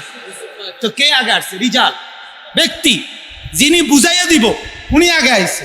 উনি 40 বছর ধরে নিজেকে রেডি করছে, 40 বছর পরে আল্লাহ বলছে এবার বুঝানি শুরু করেন। এবার তিনি 23 বছর বুঝাইছে। হ্যাঁ, এজন্য একটা লম্বা সময়, 40টা বছর একটানা আল্লাহ পাক রব্বুল আলামিন উনাকে তত্ত্বাবধান করছেন। ঠিক লম্বা একটা সময় কারো অধীনে থাকতে হয়। লম্বা একটা সময় কারণে গ্রানিতে থাকতে হয়। এরপরে আল্লাহ তাআলা আপনাকেও কথা বলার তৌফিক দান করে, আপনাকেও মানুষের হেদায়েতের জন্য আল্লাহ যদি কবুল করে আপনাকেও সুযোগ করে দিন। এজন্য আমার এই কথা বুঝছেন কিনা বলেন, ইসলাহে নফস দরকার কিনা বলেন। তাহলে প্রথম কথা হলো আমাদের প্রত্যেকের নিজের সংশোধন দরকার। কি দরকার বলেন, আবার বলেন, নিজের সংশোধন। এটারে কি বলে আরবিতে? ইসলাহে নফস বলেন তো। তাজকিয়া, আত্মশুদ্ধি, নিজের পরিশুদ্ধ, নিজেকে সুন্দর করা, নিজের জীবন আখলাক, নিজের সিরাত সুরাত, নিজের আচরণ উচ্চারণ সব কিছু সুন্দর করা। ইসলাম একটা মানুষের নিঃশ্বাসকে পর্যন্ত নিয়ন্ত্রণ করে, এটা একমাত্র ইসলামের বৈশিষ্ট্য। রাসূলুল্লাহ সাল্লাল্লাহু আলাইহি সাল্লাম বলছেন, পানি খাওয়ার সময় 3 নিঃশ্বাসে কমপক্ষে পানি পান করবা। প্রত্যেক নিঃশ্বাস পানির পাত্র, গ্লাস, ওটার থেকে আলাদা ফেলবা। ওই পানির গ্লাসের মধ্যে কি ফেলবা না। তাহলে নিঃশ্বাসটা কিভাবে ফেলবে ইসলাম সেটা পর্যন্ত ঠিক করে দিছে। কথাটা বুঝছেন কিনা বল। পৃথিবীর আর কোনো মতবাদ, পৃথিবীর আর কোনো ধর্ম, আর কোনো বুদ্ধিজীবী, আর কোনো পণ্ডিত, আর কোনো মহান ব্যক্তি কারো জীবনেতে এরকম নাই যে যিনি তার অনুসারীদের নিঃশ্বাসটা পর্যন্ত কেমনে ফেলবে এটা বলছে, আছে কোথাও? সেটা আমাদের নবীর বৈশিষ্ট্য। হাদিসের মধ্যে আছে আবু দাউদ শরীফে, মদিনার ইহুদিরা তারা রাসূলুল্লাহ সাল্লাল্লাহু আলাইহি সাল্লামের সাহাবী হুযাইফা ওনাকে একদিন বললেন যে, আরে তোমাদের এটা কি নবী? লাকাদ আল্লামাকুম নাবিয়্যুকুম কুল্লা শাই হাত্তাল খিরআতা। তোমাদের এটা কি নবী যিনি তোমাদেরকে সব কিছু বলে, এমনকি বাথরুমে টয়লেটে কেমনে বসতে হয় এটাও বুঝি বলে, এটাও বুঝি কখন লাগে বেটা। বাথরুমে পেশাব পায়খানায় বসবে কিভাবে এটাও দেখি বলে, যে কি নবী? কথা বুঝছে না? তার মানে তাদের কথা হলো পেশাব পায়খানায় কেমনে বইব এটাও কি একটা বলার কিছু আসেনি? এটা মতনে না কদ্দুর, যেমনি ইচ্ছে এমনি খারাইয়া মুতলে কি আর বইয়া মুতলে কি, চিত্তিয়া মুতলে কি আর বিস্তাত মুতলে কি, মতনে না দরকার এটা। আমরা যারা অধিকাংশ ছেলে পেলেদের মুতায় এই স্টাইল না হাইতে মনে করি এটার মধ্যে আবার নিয়ম কানুন কি। কথা বুঝছেন না? এটার মধ্যে কোনো নিয়ম কানুন নাই। মানুষের সামনে রাস্তার পাশে চেইন খুলে দাঁড়াইয়া বসে পানি না নিয়ে চেইন টান দিয়ে যেমনে মন চায় এমনি মতে। অপদার্থ কোথাকার। অপদার্থের কাছে কোনো ভদ্রতা বলতে কিছু নাই, আখলাক বলতে কিছু নাই, সিরাত বলতে কিছু নাই, সৌন্দর্য বলতে কিছু নাই। জিন্দেগি কাকে বলে এটাই বোঝে না, জীবন কিভাবে গড়তে হয় এটাই জানে না। এরা আবার আমাদের চাইতে নিজেদেরকে ভদ্র দাবি করে বেটা। ওলামায়ে কেরামের চাইতে, মাদ্রাসাওয়ালাদের চাইতে, তালেবে ইলমের চাইতে, কোরআন সুন্নাহর অনুসারীদের চাইতে কোন যুক্তিতে অন্য কেউ এর চাইতে ভদ্র, এর চাইতে স্মার্ট, এর চাইতে মার্জিত হতে পারে না, পারে না, পারে না।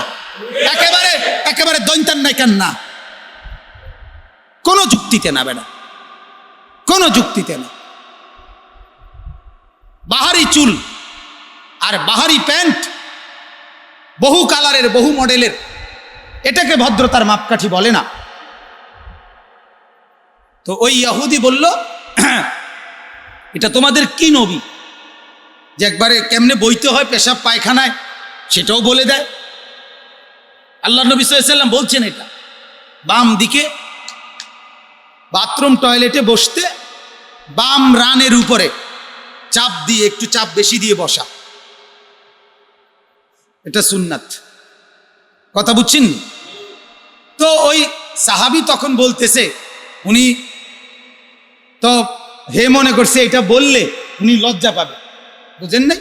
তো এ মনে করছে উনি থাক ভাই কইেন না, কিতা কম কইয়ালাইছে দেখা মারতেন না, থাক না। ওই সাহাবী হাদিসের মধ্যে আছে, উনি বরং জোর গলায় বললেন, আজাল, হ্যাঁ বেটা তিনি আমাদেরকে এটা শিখায়।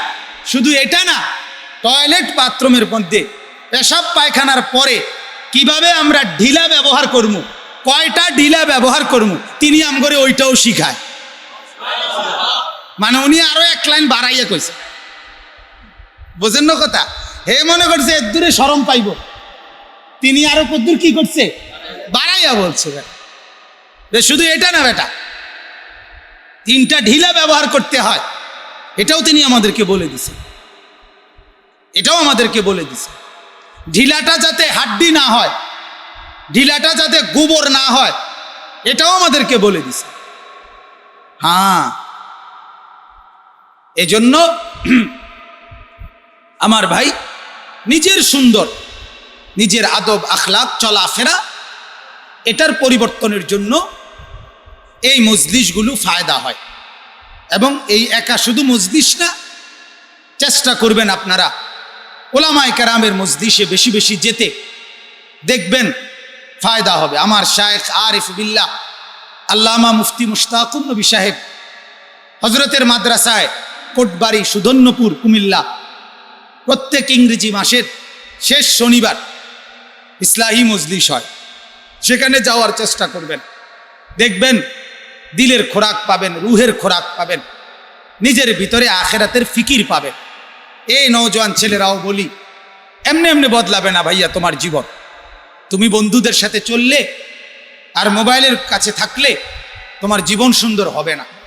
জীবন সুন্দর হওয়ার জন্য সুন্দর কোনো মানুষের কাছে যাইতে হবে, ভালো কোনো আখলাকওয়ালা লোকের কাছে যেতে হবে, যাকে দেখলে চোখের পানি আসে, যার কথা শুনলে কান্না আসে, যার কথা বসলে আখিরাতের কথা মনে হয়, পরকালের কথা মনে হয়, নিজের ভেতরে অনুভূতি আসে, নিজের ভেতরে বিবেক জাগে, বিবেক সজাগ হয়, অনুভূতি তীব্র হয়, তার কাছে বসা দরকার।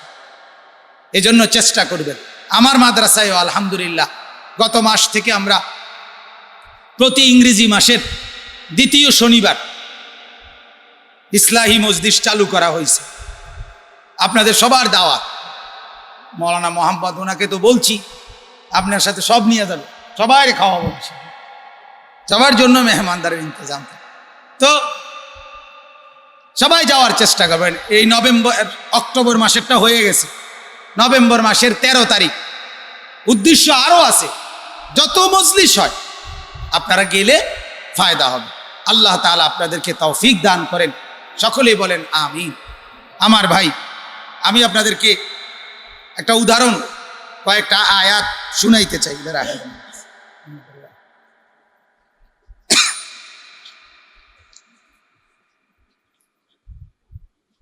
একই সূরা থেকে, সূরা শুআরা, কোরআনুল কারীমের একটা সূরার নাম। এই সূরার কতগুলো আয়াত এক কথা একই রকম শুনাইতে চাই, শুধু একটু মনোযোগ দিয়ে বোঝেন, তাহলে দেখবেন সমস্ত নবীরা তাদের অনুসারীদেরকে, নিজ নিজ কওমকে কি বলছে। সব নবীর দাওয়াত একই রকম, একই ফিকির, যে মানুষ যেন মুত্তাকি হয়, মানুষ যেন আল্লাহকে ভয় করে, মানুষ যেন আল্লাহকে ভয় করে, নবীকে অনুসরণ করে। এই কথাইটা, এই চেতনা সব নবীদের মধ্যে ছিল। তাকওয়া, আল্লাহর ভয়, আর ইতাআত মানে ইতাআতু রাসূলিল্লাহ, আল্লাহর নবীর, আল্লাহর রাসূলের আনুগত্য। দেখেন এখানে আল্লাহ তাআলা বলতেছেন, কাযযাবাত কওমু নূহিনিল মুরসালিন। নূহ আলাইহিস সালাম একজন নবী কিনা? তার কওম, তার সম্প্রদায় রাসূলকে মিথ্যা মনে করেছে। আল্লাহ বলতেছেন, মানে নূহ নবীকে, ইজ ক্বালা লাহুম আখুহুম, যখন নূহের কওমের নিকট তাদের ভাই নূহ, সমস্ত নবীকে আল্লাহ তাআলা ওই কওমের ভাই বলছে, অর্থাৎ সে তোমাদের অপরিচিত কেউ না, সে তোমাদেরই বংশের, তোমাদেরই এলাকার, তোমাদেরই জনপদের, তোমাদেরই জনগোষ্ঠীর। ভিন দেশ থেকে 7 সমুদ্র 13 নদী পার হয়ে, অথবা আকাশ থেকে, কিংবা মাটির তল থেকে, কিংবা আফ্রিকার জঙ্গল থেকে কিংবা সমুদ্রের গভীর তলদেশ থেকে উঠে আসে নাই। সে তোমাদেরই সন্তান, তোমাদেরই এলাকার, তোমাদেরই পরিচিত মুখ। প্রত্যেক নবী সাবালক হওয়ার পরেই দ্বীনের দাওয়াত দেয় নাই। একটা নির্দিষ্ট সময় পার হওয়ার পরে আল্লাহ তাআলা অনুমতি দেওয়ার পর এরপরে দ্বীনের দাওয়াত দিয়েছে। প্রত্যেক নবী তার কওমের কাছে ছোটবেলার থেকে স্বাভাবিকভাবে বড় হয়েছে। সমস্ত নবীর কওম স্বীকৃতি দিছে ওই যুগে ওই নবী তাদের কওমের কোনো অন্যায়, অপরাধ, অশ্লীলতা, নাফরমানি, মূর্তি পূজা, কোনো রকমের শিরিক, কুফর কোনো কিছুর সাথে জড়িত ছিল না। এটা প্রত্যেক কওম তাদের নবীর বেলায় স্বীকৃতি দিছে। কথা বোঝেন নাই? মানে এ কথা বলে নাই কোনো কওম, আরে অহনাইয়া নতুন কথা কও, এদিনে তো দেখছি তোমারে। কথা বুঝছেন না? ওই আমার এক আত্মীয় আছে, ওনার নাম হইল কাশেম। তো ভালো আলেম হইছে, দিনই কথাবার্তাও বলে। তো ওনার চাচা, উনি ছোটবেলায় খুব দুষ্ট ছিল।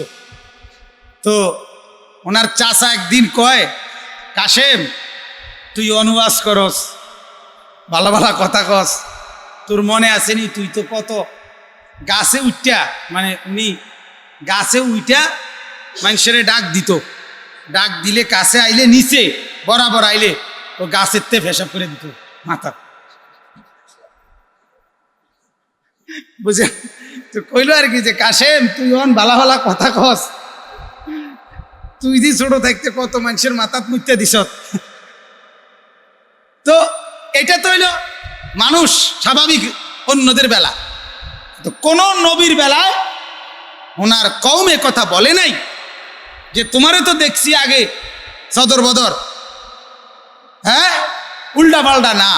প্রত্যেক নবী স্বীকৃতি দিছে কওম যে আমাদের মধ্যে সবচেয়ে ভদ্র মার্জিত সে। সুবহানাল্লাহ। তো আল্লাহ তাআলা বলেন, কাযযাবাত কওমু নূহিল মুরসালিন, নূহ আলাইহিস সালামের কওম রাসূলকে মিথ্যা মনে করলো। ইদ ক্বালা লাহুম আখুহুম, যখন ওই কওমের ভাই নূহুন, এ নূহ মানে ভাই বলছে নবীকে আল্লাহ, যখন তাদেরকে বলল আলা তাত্তাকুন, হে আমার কওম তোমরা আল্লাহকে কি ভয় করবা না? আলা তাত্তাকুন, তোমরা কি আল্লাহকে ভয় করবা না?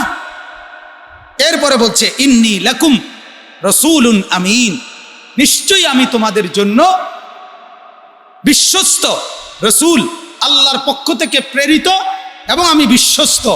আমি কোনো কথা খেয়ানত করি না, কোনো কথা মিথ্যা বলি না। যা বলছি রাসূল হিসাবে আল্লাহর পক্ষ থেকে বলছি, এবং তোমাদেরকে তাকওয়ার দাওয়াত দিতেছি। এরপরে নবীরা বলেন ফাত্তাকুল্লাহ ওয়া আতিউন, অতএব হে আমার কওম আল্লাহকে ভয় করো আর আমার আনুগত্য করো।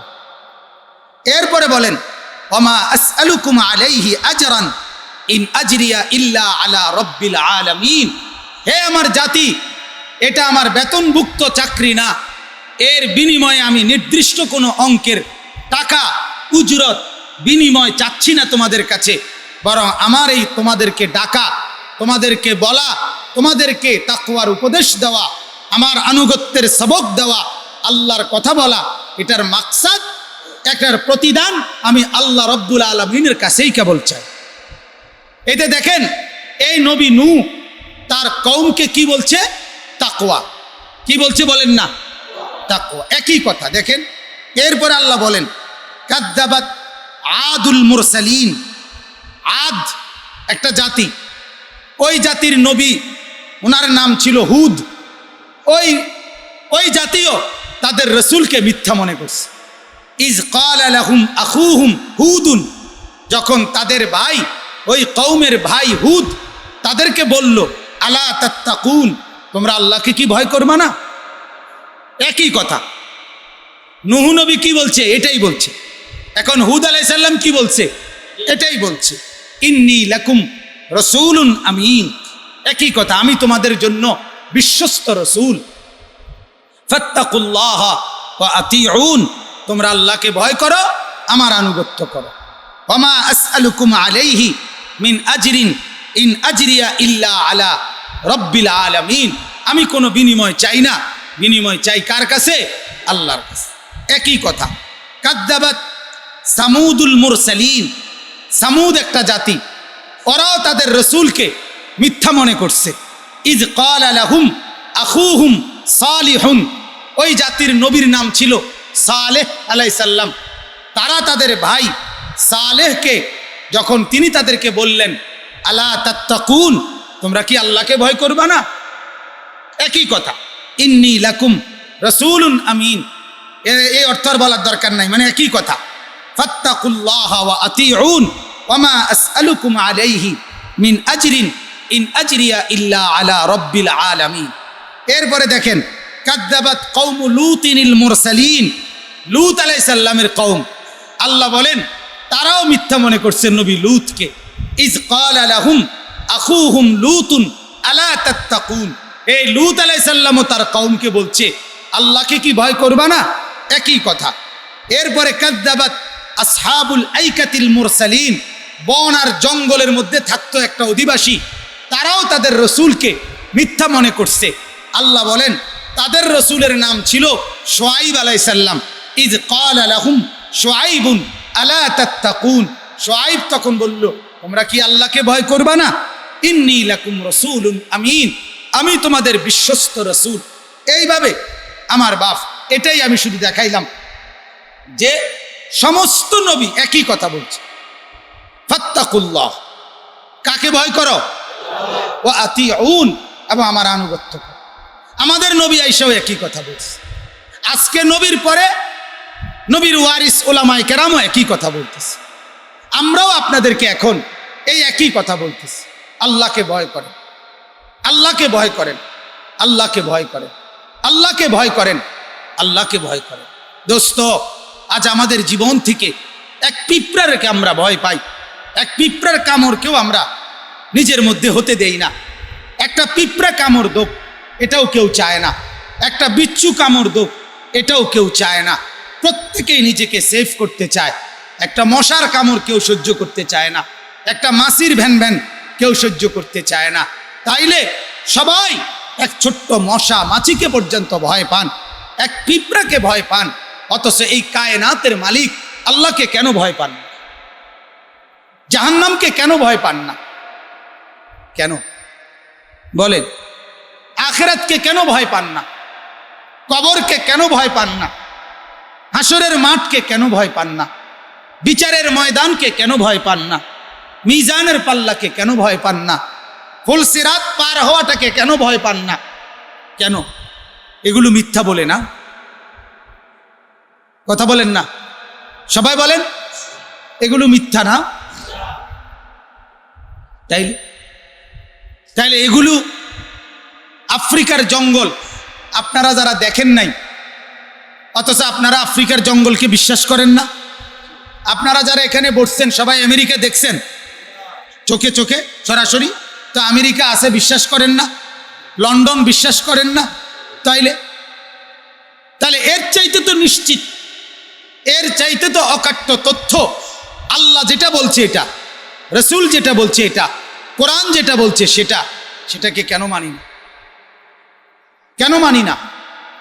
আজ এতবার আপনাদেরকে আমরা বলতেছি যে গুনাহ মানে শয়তানকে অনুসরণ করা, গুনাহ মানে জাহান্নামে যাওয়ার জন্য নিজেকে প্রস্তুত করা, আল্লাহর নাফরমানি মানে, আল্লাহর অবাধ্যতা মানে নিজের বরবাদি করা, কবরের আযাবের জন্য নিজেকে রেডি করা। এটা কেন বুঝি না আমরা? আজ এতবার আমরা বলতেছি যে প্রতিটা নেক আমল মানে জান্নাত, প্রতিটা গুনাহ মানে জাহান্নাম। আল্লাহ কোরআনে বলছে মান জাআ বিল হাসানা, যে একটা নেক আমল করবা ফালাহু খায়রুম মিনহা, আমি তাকে এর বিনিময়ে উত্তম জায়গা জান্নাত দান করব।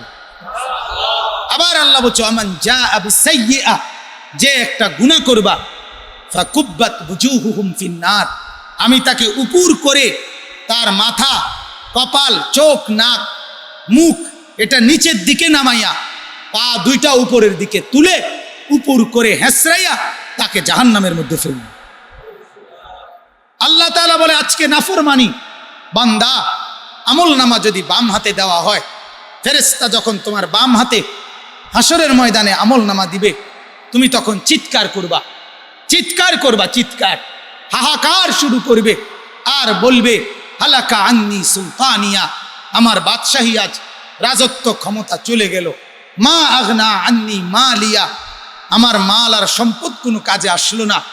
এটা বলতেই আল্লাহ তাআলা ফেরেশতাদেরকে বলবেন খুজুহু ফাগুল্লু, এই ফেরেশতারা এই বেঈমান রে ধর, ধর এরে, ধর এরে, চিল্লাইতে দিবি না, এরে বান্ধে, এরে শক্ত করে বান্ধে। ফাগুল্লুহু অর্থ হলো শক্ত করে বান্ধে।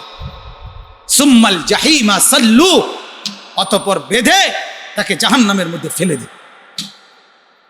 আমি আপনার কিছুদিন আগে খুলনা গেছিলাম, তো ফেরিঘাট পার হয়েছি, ফেরি যখন পার হই চাঁদপুর, ফেরির পারে যখন ফেরি এসে লাগছে নদীর পারে, তো এই লাগবার টাইমে এটাকে ফেরি মোটা, এরকম মোটা রশি, ভীষণ মোটা, এটাকে একটা গোল একটা এর মধ্যে কি করে ফ্যাঁস দেয় এটারে। এইটারে দেখলাম আপনার যখন এই 5-6টা ফ্যাঁস দিল, এরকম মোটা রশি, এই রশিটা যখন এরপরে যখন ফেরিটা এসে ধাক্কা লাগলো, মনে হয় যেন এই রশিটি কাট কাট কাট করে ছিঁড়ে যাইতেছে, এত শক্ত হইয়া কি হয়েছে ওটার মধ্যে লাগছে, সাথে সাথে কলজাটার মধ্যে একটা কাঁপ দিয়া উঠছে।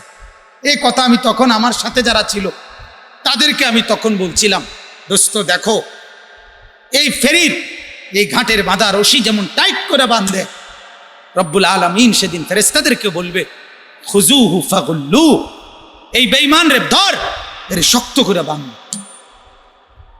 দে, বাঁধে এদের। সুম্মাল জাহিমা সাল্লু, বান দিয়া এরপরে তারা জাহান্নামে ফেল। নওজোয়ানরা গুনার মধ্যে কি মজা পাইছো এই পর্যন্ত? যত নারীর ছবি দেখছো তত নারীর সাক্ষাৎ পাইছো কি?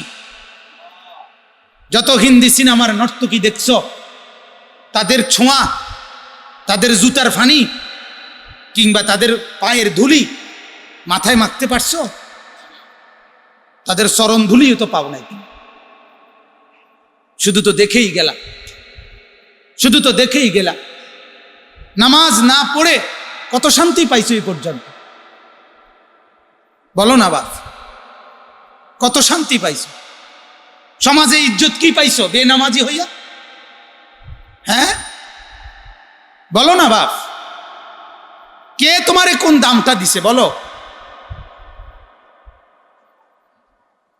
আমি ওই দিন গাইবান্ধা গেছি গত সপ্তাহ, মাঝে সাভার এক স্টেশনে এক হোটেলে ঢুকছি রাতের, তখন 2:30-3টা বাজে, প্রায় 15 ঘন্টা গাড়ি চালাইয়া গাইবান্ধা সফরে উত্তরবঙ্গে গেছি। তো রাত্রের এই 2:30-3টার দিকে সাভারে এক হোটেলে কোনো কাস্টমার নাই, হোটেল খোলা, চা খাইতে ঢুকছি। এক আপনার এই গাড়ির গ্যারেজে না কিসের মধ্যে চাকরি করে একটা ছেলে, বালু সালু শরীর, গায়ের মধ্যে দৌড়াই আসছে। হঠাৎ আইসাই আমার একবার আঙ্গে দিয়ে দিয়েছে, হুজুর আমি আপনারে অনেক বয়ান শুনি, মোবাইলে আপনার খুব বয়ান শুনি, আমি হুজুর এই এখন যে নাস্তা যা খাইতেছেন এটার বিলটা হুজুর আমি দিই। আমি বললাম না ভাই, কোনোভাবে না, তুমি এক সাধারণ খেটে খাওয়া মানুষ, তুমি তোমার চাইতে আমার সামর্থ্য আলহামদুলিল্লাহ বেশি, আমি দেব না, কোনোভাবে বুঝাইতে পারলাম না। তো আমার তখন মনে হইল যে আমার সাথে আরেকজন ছিলেন, 2জন ছিলেন, তা আমরা আলাপ করলাম। আমি বললাম বলেন, শুধুমাত্র আল্লাহর কোরআনের 2-4টা কথা বলা, আল্লাহর কালাম থেকে কিছু কথা বলার তৌফিক, এর উসিলায় আল্লাহ তাআলা রাতের 3টা বাজেও আল্লাহর বান্দাদের দিলে আল্লাহ তাআলা মহব্বত ঢেলে দিয়েছে। তুমি ইনসাফের সাথে বলো বন্ধু, তুমি কি মর্যাদা পাইছো? তোমার ফ্রেন্ড সার্কেল যারা, এই ফ্রেন্ড সার্কেল গুলো এরা তোমারে সম্মান করে, এরা তোমারে মহব্বত করে? ধোকা, এরা তো মজা না করে, সবাই ফুর্তি না করে, মহব্বত করে কই, সম্মান করে কই? কই সম্মান করে? অতএব আমি এটাই বললাম, সমস্ত আম্বিয়ারা নিজ নিজ কওমকে বলছে, আলা তাত্তাকুন, হে আমার কওম, আল্লাহকে ভয় করবা না? আমিও আপনাদেরকে বলি, আমরাও বলি, আলা তাত্তাকুন, হে মসজিদবাসী, হে মহল্লাবাসী, আল্লাহকে ভয় করবেন না? বলেন, জবাব দেন, করবেন না আল্লাহকে ভয়? এখনো কি সময় হয় না? কখন সময়, আর কখন হবে? আলা তাত্তাকুন, আলা তাত্তাকুন ইন্নী লাকুম রাসূলুন আমিন। অতএব দেখেন, এবার তরজমা শুনেন, আল্লাহ তাআলা কোরআনুল কারীমের মধ্যে কি বলছে।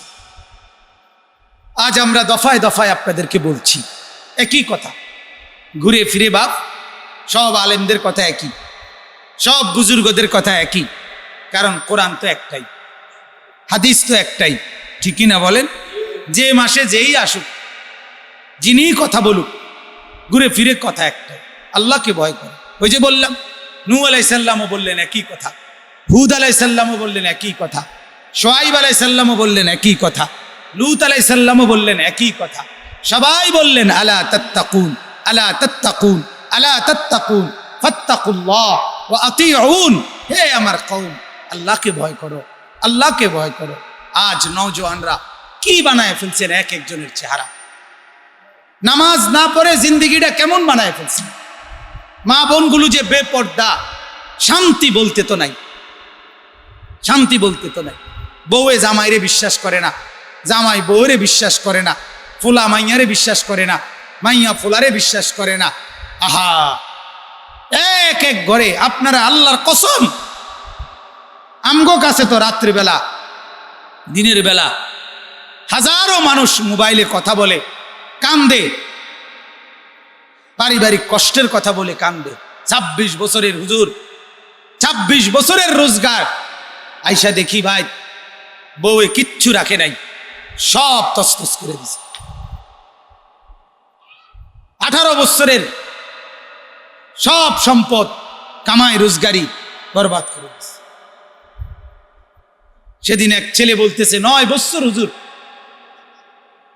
সব কামাই রোজগারি করে দিলাম, বাড়িতে আইসে আপন বাপও কয় কিতে দিছে, আপন ভাইগুলো বলতেছে আমরাও তো সংসারে খরচ করছি, আমার 18-20 লাখ টাকার একটা টাকাও এখন আর তারা স্বীকারও করে না, দেয়ও না। মানে খরচ ছাড়া আলগা, মানে টাকা জমানের লেগে দিছিল, স্বাভাবিক খরচের টাকা তো দিছে।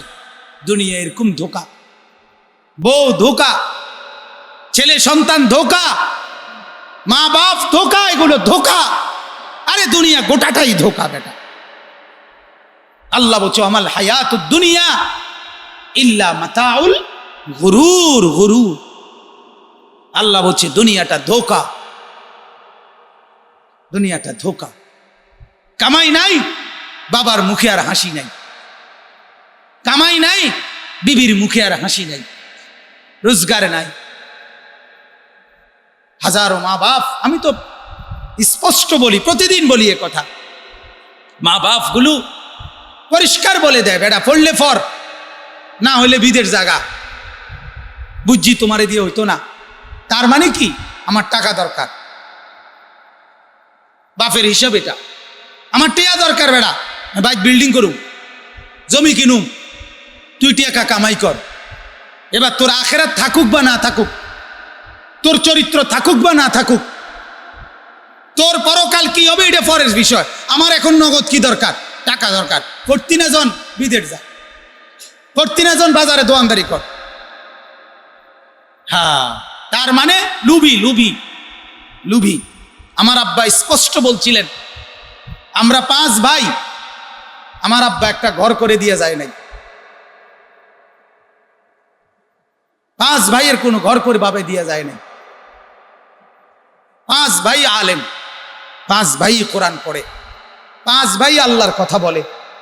আজ বাবা কবরে, যদিও বাবা দুনিয়ায় আমগরে ঘর করে দেয় নাই, কিন্তু বাবা নিজের কবরের ঘর এমন সাজানি সাজাইছে, 5 ভাই যখন যেখানে যা বলে বাবার কবরে পৌঁছতে থাকে।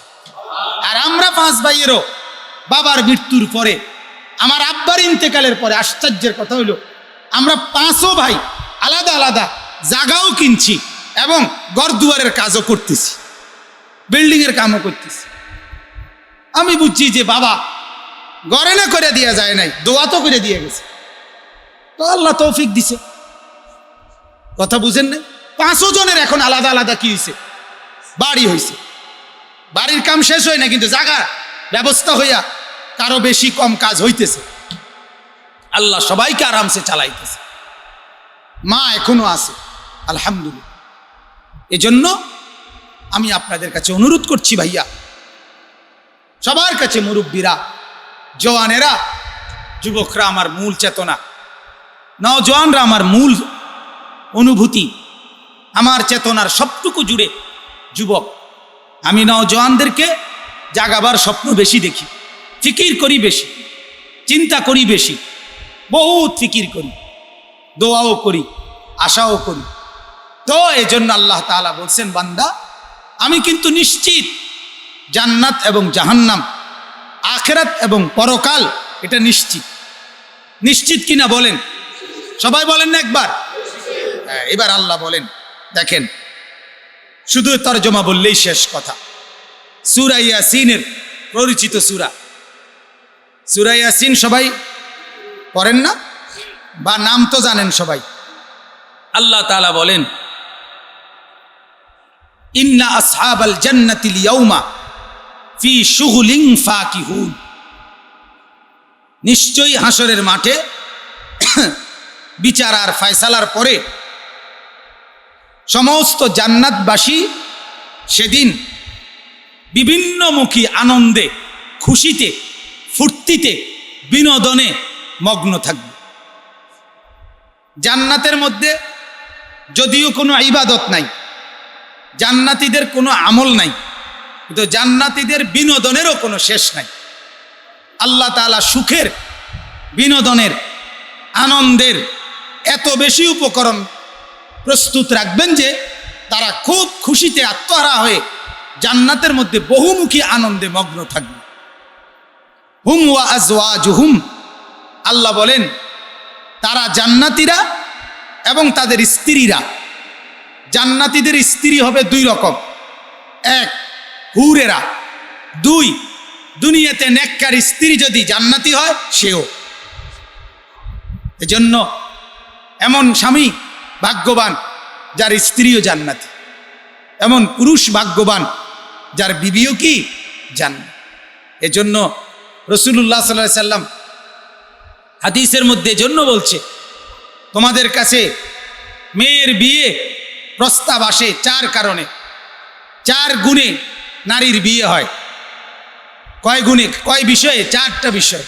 1 নাম্বার লিহাসাবিহা, না লিজামালিহা, সৌন্দর্যের কারণে কারো বিয়ে হয়।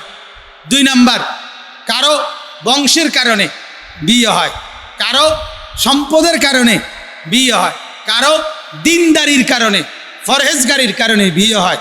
নবী বলছে, ফাসফার বিজাতিদ দ্বীন, তুমি বিয়ে করতে সময় দিনদারি যার মধ্যে আছে ওই 3টা কম হলেও দিনদারিকে প্রাধান্য দিও। তোমার দুনিয়াও ভালো হবে, আখিরাতও ভালো। দুনিয়াও বউ খেয়ানত করবে না, আখিরাতেও জান্নাতি সঙ্গী থাকবে। আবার মেয়েদের ব্যাপারে বলছে বাপকে, ইজা খাতাবা ইলাইকুম, তোমাদের কাছে তোমাদের মেয়ের বিয়ের প্রস্তাব যদি এমন ছেলের পক্ষ থেকে আসে, মান তারদাউনা দীনাহু ওয়া খুলুকাহু, যার দিনদারি এবং তার চরিত্র তোমাদের কাছে পছন্দনীয় হয়, ফাযাওয়িজুহু, তার কাছে তোমরা মেয়েদের বিয়ে দাও। বাপকে কি বলে দিছে? তোমার জামাই দিনদার, এটা দেখে বিয়ে দিবা। আর ছেলেকে কি বলছে? মেয়ে দিনদার, এটাকে প্রাধান্য। আমরা কোনোটা দাঁড়িয়ে নাই। মেয়ে আপনার মুসালম্বা, দেখতে সুন্দর, মেট্রিকে প্লাস, খালাস। ছেলে বিদেশ, বাজারে ব্যবসা, বাইক বিল্ডিং, ভিতরে বাথরুম, মানে অ্যাটাচড, যে এনে খায় এনে মতে। বুঝেন না কথা, অ্যাটাচড ভিতরে, বাইরে যাওয়ান লাগে না, অনেক সুযোগ সুবিধা। এই হলো যোগ্য ছেলের যোগ্যতা, হলো এই কামাই ভালো, বিল্ডিং ভালো। মেয়ের যোগ্যতা হলো উঁচা লম্বা সুন্দর, মেট্রিক A+। তো আল্লাহ তাআলা বলেন, হুম ওয়া আজওয়াজুহুম ফি যিলালিন আলাল আরাইকি মুত্তাকিউন। রব্বুল আলামিন বলেন, সমস্ত জান্নাতীরা তাদের হুরওয়ালা বিবি অথবা দুনিয়ার নেককার বিবি উভয়কে পাশে নিয়ে ছায়াময় জায়গায় একেবারে স্বর্ণমুক্তা খচিত সিংহাসনে হেলান দিয়ে বসবে। সুবহানাল্লাহ। বিবিকে নিয়ে, হুরদেরকে নিয়ে স্বর্ণরৌপ্য মণিমুক্তা খচিত এরকম সিংহাসনের মধ্যে জান্নাতে হেলান দিয়ে বসবে। লাহুম ফিহা ফাকিহা, তাদের সামনে জান্নাতের ফলমূল থাকবে। ওয়ালাহুম ফিহা মা ইয়াদউন, এবং যা চাইবে তাই তাদের সামনে উপস্থিত পাবে। তারা উঠে আনতে হবে না, ওইটাই তাদের সামনে থাকবে। এটা জান্নাতের একটা বৈশিষ্ট্য। জান্নাতের নাজ ও নিয়ামত কেউ গিয়ে আনতে হবে না, তার কাছে হাজির থাকবে। যেটা চাইবে সাথে সাথে রেডি, সাথে সাথে রেডি। বলেন আলহামদুলিল্লাহ। এটা হলো জান্নাতের বর্ণনা দিচ্ছেন আল্লাহ। এরপর আল্লাহ বলেন, সালামুন কাওলাম মির রব্বির রাহিম। আর জান্নাতের মধ্যে আমি দয়াময়, আমি মালিক আল্লাহ সারাক্ষণ তাদেরকে আমার পক্ষ থেকে সালাম দিতে থাকবো। আল্লাহর পক্ষ থেকে সালাম, আল্লাহর পক্ষ থেকে নিরাপত্তা। তার মানে আর কোনো পেরেশানি নাই। আল্লাহ যখন বলবে তুমি নিরাপদ থাকো, তখন তার আর টেনশন কি? কথা বলেন, আর কোনো টেনশন আছে? এইবার আসেন দ্বিতীয় অংশ। আল্লাহ বলবেন, ওয়ামতাজুল ইয়াউমা আইয়ুহাল মুজরিমুন। সেদিন হাসরের মাঠে আল্লাহ অনেক পাপীকে, নাফরমানকে, অবাধ্যদেরকে বলবে, ওয়ামতাজুল ইয়াউমা, তোমরা আলাদা হও, আলাদা হও, বের হও।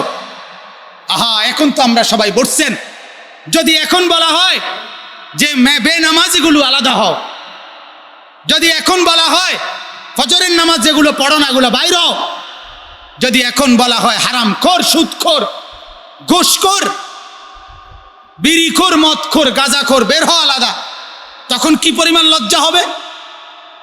কথা বলেন না কেন? লজ্জা হবে কিনা বলেন? ঠিক এরকম হাসরের মাঠে আল্লাহ বলবে, ওয়ামতাজুল ইয়াউমা, এই নাফরমান আলাদা হও, আমার নেক বান্দাদের লাইন থেকে বিচ্ছিন্ন হও, আলগা হও। আইয়ুহাল মুজরিমুন, তখন ভীষণ লজ্জা হবে, যেহেতু সত্য।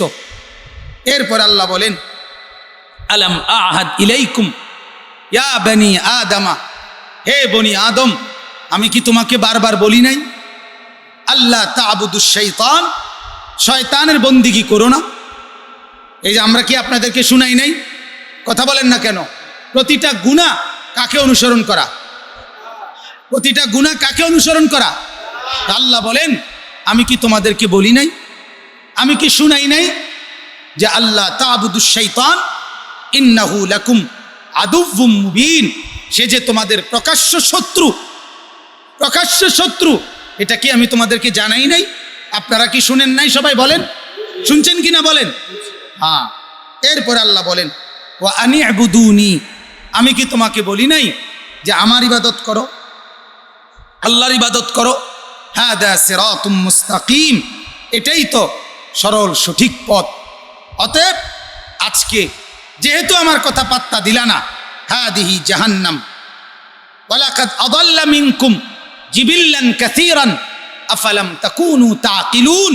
আল্লাহ বলে, তুমি কি শুনো নাই, এই শয়তান তোমার পূর্বে বহু জাতিকে ধ্বংস করে দিছে, তারপরেও কি তুমি বুঝো নাই? এই যে আমরা আপনাদেরকে শুনাইছি, নূহ নবীর অনুসারীরা কওম তাকে অস্বীকার করার কারণে আর শয়তানের গোলামি করার কারণে আযাবে ধ্বংস হইছে।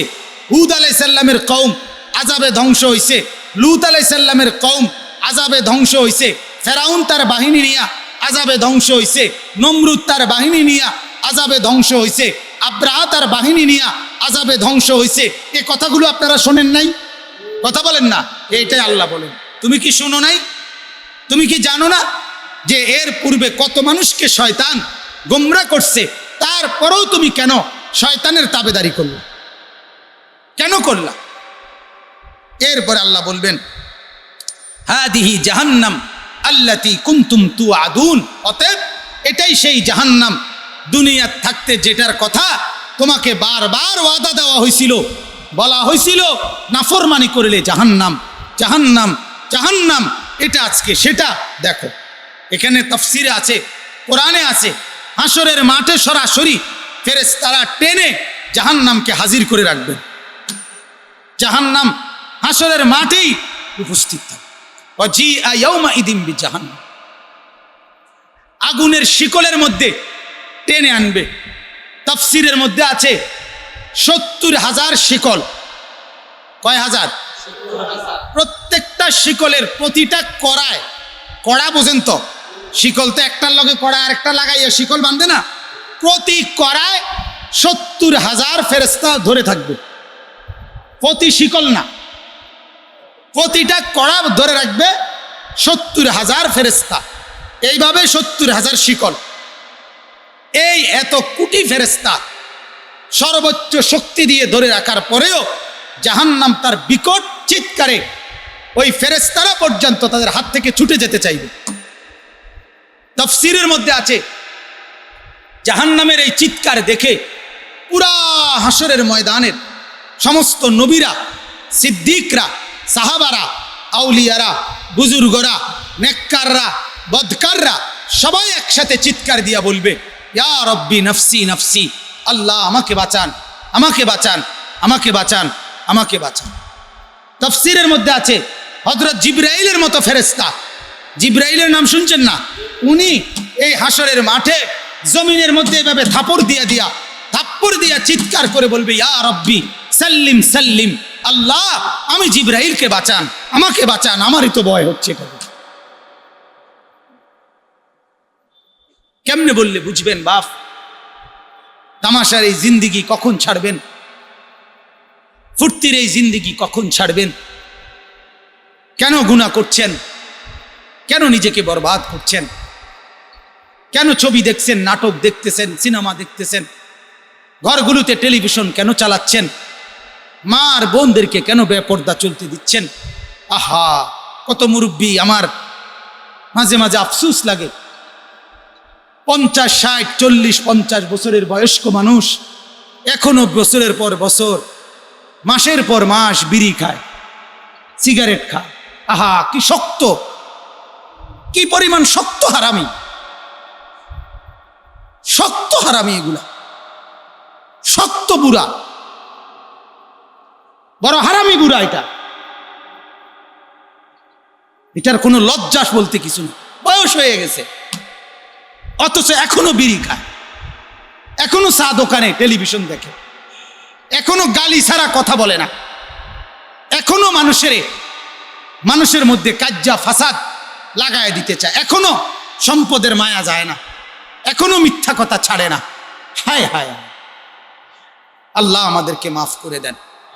অতএব আল্লাহ বলেন, হাদিহি জাহান্নামুল্লাতী কুনতুম তুআদুন ইসলাউহাল ইয়াউমা বিমা কুনতুম তাকফুরুন। যত নাফরমানি করেছ, আজকে সব নাফরমানির বিনিময়ে এই জাহান্নামে ঢোকো, ঢোকো, এটার আযাব ভোগ করো। এরপরে আল্লাহ বলবেন, অনেক নাফরমান বলতে চাইবে, আল্লাহ আমি নাফরমানি করি নাই, আমি শিরিক করি নাই, আমি কুফরি করি নাই, আমি কবিরা গুনাহ করি নাই, বলতে চাইবে জাহান্নাম দেখে ভয়ে। আল্লাহ বলেন, আল ইয়াউমা নাখতিমু আলা আফওয়াহিহিম, আজ আমি তোর মুখ বন্ধ করে দেব, ওয়া তুকাল্লিমুনা আইদিহিম, তোর হাত আমার সাথে কথা বলবে, ওয়া তাশহাদু আরজুলুহুম, তোর পাও আমার কাছে সাক্ষী দিবে, বিমা কানু ইয়াকসিবুন, তোর নাফরমানির ব্যাপারে। এখনই তুই শুনবি, তোর হাত বলবে, তোর নাক বলবে, তোর চোখ বলবে, তোর কান বলবে, তোর পাও বলবে, তোর দিল বলবে, তোর দিমাগ বলবে, তোর কলিজা বলবে, তোর অঙ্গের প্রতিটা আমার কাছে বলবে। অস্বীকার কেমনে করবি বেটা? ওয়াতুকাল্লিমুনা আইদিহিম ওয়া তাশহাদু আরজুলুহুম বিমা কানু ইয়াকসিবুন। এরপর আল্লাহ বলেন ওয়ালাউ নাশাউ, যুবকরা শোনো মিয়া, আল্লাহ কি বলে দেখো ভাই, শুধু ব্যাখ্যা ছাড়া তর্জমা শোনো। ওয়ালাউ নাশাউ লাতামাসনা আলা আয়ুনিহিম, আহা, আল্লাহ বলে এই মানুষ শোনো না, আমি যদি চাইতাম লাতামাসনা আলা আয়ুনিহিম, আমি যদি তোমার চোখ এভাবে মুছে দেই, অন্ধ করে দেই, চোখ যদি মিলাইয়া দেই, মানে এভাবে লাগাইয়া দেই, তাহলে ফাস্তাবাকুস সিরাতা ফাআন্না ইউবসিরুন, তাহলে তুমি যদি রাস্তা পার হতে চাইতা, সামনে চলতে চাইতা, কিভাবে আলো পাইতা? বলো। যে চোখ দিয়ে এত নাফরমানি দেখছো, এত গুনার ছবি দেখতেছ, এত অশ্লীল নারী দেখতেছ, আমি যদি দেখা অবস্থায় আমি আল্লাহ যদি চোখ বন্ধ করে দেই, আমি তো অনেক সময় এটা বলি যে আমরা প্রত্যেকে ঘুম আসতে চোখ বন্ধ করার পরেও অনেকের আছে ঘুম আইতে দেরি হয়, ঠিক কিনা বলেন? আধা ঘন্টা লাগে, ঘুম আসে না, কিন্তু চোখ কি করে রাখছে? বন্ধ করে রাখছে, কি আসে না, সে বুঝতেছে তার এখনো কি আসতেছে না। এরপরে হঠাৎ কোনো এক ফাঁকে আল্লাহর কুদরতে কি আসে, এভাবে থাকতে থাকতে অনেকক্ষণ পরে ঘুম আস। আচ্ছা, এই যে তোমার এতক্ষণ পরে ঘুম আইলো, ঠিক তুমি যে ফজরের নামাজ না পড়ে ঘুমায় রইলা, 7:30 8টা বাজে, তখন যে তুমি উঠতে চাইছিলা, চাচ্ছ, এই সময় যদি ওই আগের মতো আল্লাহ তোমার চোখ তুমি খুলতে চাইতেছ, কিন্তু আধা ঘন্টা লাগাইয়া চোখ খুলে না, ওই সময় যেরকম ঘুম আসে না, এ সময় যদি চোখ খুলে না, আল্লাহ যদি এটা করতো কেমন হইতো? এটা আল্লাহ বলছে, বলো তো বান্দা, ওয়ালাউ নাশাউ, আমি চাইলে কি পারতাম না? কথা বলেন না, আল্লাহ চাইলে কি পারতো না? বলো না ভাই, আল্লাহ চাইলে কি পারবে না? তো কেমনে এত নাফরমানি আমাদের? এরপর আল্লাহ বলেন ওয়ালাউ নাশাউ লামাসাখনাহুম আলা মাকানাতিহিম, আরো সাংঘাতিক কথা।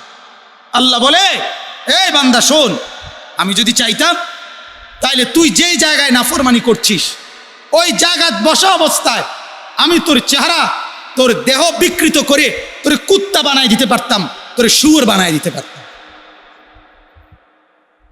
লামাসাখনাহুম, আমি বিকৃত করে দিতে পারি। তো আমি আস্থা জলজ্জান্ত মানুষকে তো কি বানায় ফেলছি? বানর বানায় ফেলছি। জানেন না, বনি ইসরাইলের জলজ্জান্ত মানুষকে আল্লাহ তাআলা বানর বানায় ফেলছে, শুকর বানায় ফেলছে। কুনু কিরাদাতান খাসিইন, শুকর বানায় ফেলছে, বানর বানায় ফেলছে। বনি ইসরাইলের যে মানুষগুলো বানর হয়েছিল, ওই মানুষগুলোর পাশ দিয়ে অন্য মানুষরা যখন যেত, ওই বানর অঝরে কাঁদত। তাফসিরে আছে, ওই বানরগুলোর চোখ দিয়ে অঝরে পানি ঝরত, যে হায় কি করলাম, হায় কি করলাম। এটা কোরআনে আল্লাহ বলে, তুমি বাংলা তর্জমা দেখো ভাই, ওয়ালাউ নাশাউ লামাসাখনাহুম আলা মাকানাতিহিম, আমি চাইলে জাগাত রাখকেই তোমারে বদলে দিতে পারি, কুকুর বানাইতে পারি, শুয়োর বানাই দিতে পারি, বিকৃত করে দিতে পারি, বিভৎস বানাই দিতে পারি। তখন তুমি কি করবা? ফামাস্তাতাউ মুদিজ্জাম ওয়ালা ইয়ারজিউন, তখন সামনেও বাড়তে পারবা না, পিছনেও ফিরে আসতে পারবা না, তুমি তো তখন কিছুই করতে পারবা না, কারণ তুমি তো বিকৃতই হয়ে গেছো। এরপর আল্লাহ বলেন শেষ আয়াত, ওমান নুআম্মিরহু নুনাক্কিসহু ফিল, আসলে পড়ছিলাম না এতক্ষণ, মনের আবেগে কইলাম, বেশি হয়ে গেল।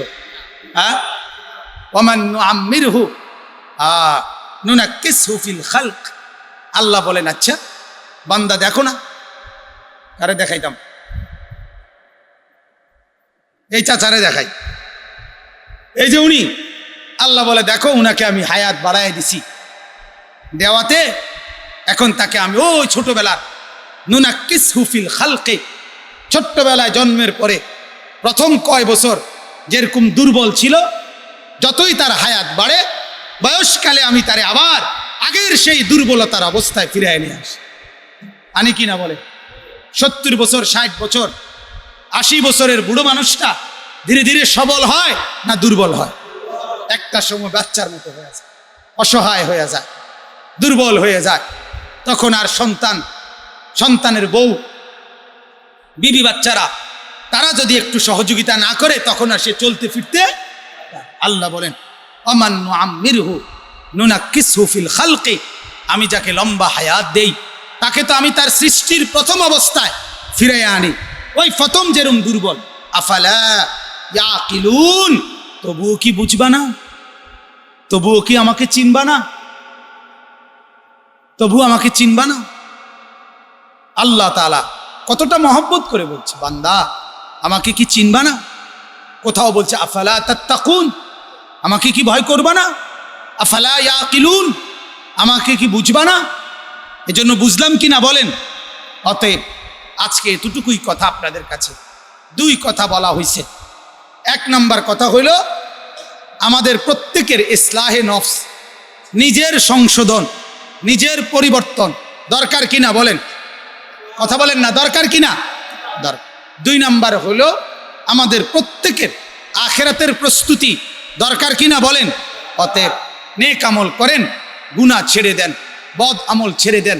যুবকরা যত কিছু চরিত্রহীনতা, জিনা, বেবিচার, মদ, জুয়া, ফেন্সিডিল, গাঁজা, ইয়াবা, এই সমস্ত বদ অভ্যাস, কোনো নারীর পিছনে হাঁটা, কোনো মেয়ের পিছনে জীবন উৎসর্গ করা, কোনো নর্তকীর ছবি, উলঙ্গ ছবি, নাচ গানের ছবি, ভিন নারী, এগুলো দেখা বন্ধু কমায় দাও। নিজের জীবন নিজেকে সাজাও। আমার সারা জীবনের কথা এটা। আল্লাহ যাকে পুরুষ বানাইছে তার জন্য তার স্ত্রীও আল্লাহ বলছে আমি বানাইছি। তোমার জন্য একজন নারী, তোমার জন্য একজন বিবি আমি বানায় রাখছি। তোমার সুখের উপকরণ আমি রেডি রাখছি। তুমি তাড়াহুড়া করো না, তুমি ঘাবড়াইও না, তুমি নিজের থেকে খুঁজো না। তুমি খুঁজা বাহির করিলে আমি আল্লাহর মতো মিলাইয়া দিতে না, এই জন্য সুখ আর আসবে না। তুমি মিলাইলে কি হইতো না? সুখ। আমি মিলাইয়া দিলে কি হবে? সুখ আসবে। আল্লাহ তাআলা আমাদের সমস্ত যুবকদেরকে, মুরব্বীদেরকে, মহল্লাবাসীকে নামাজি হিসাবে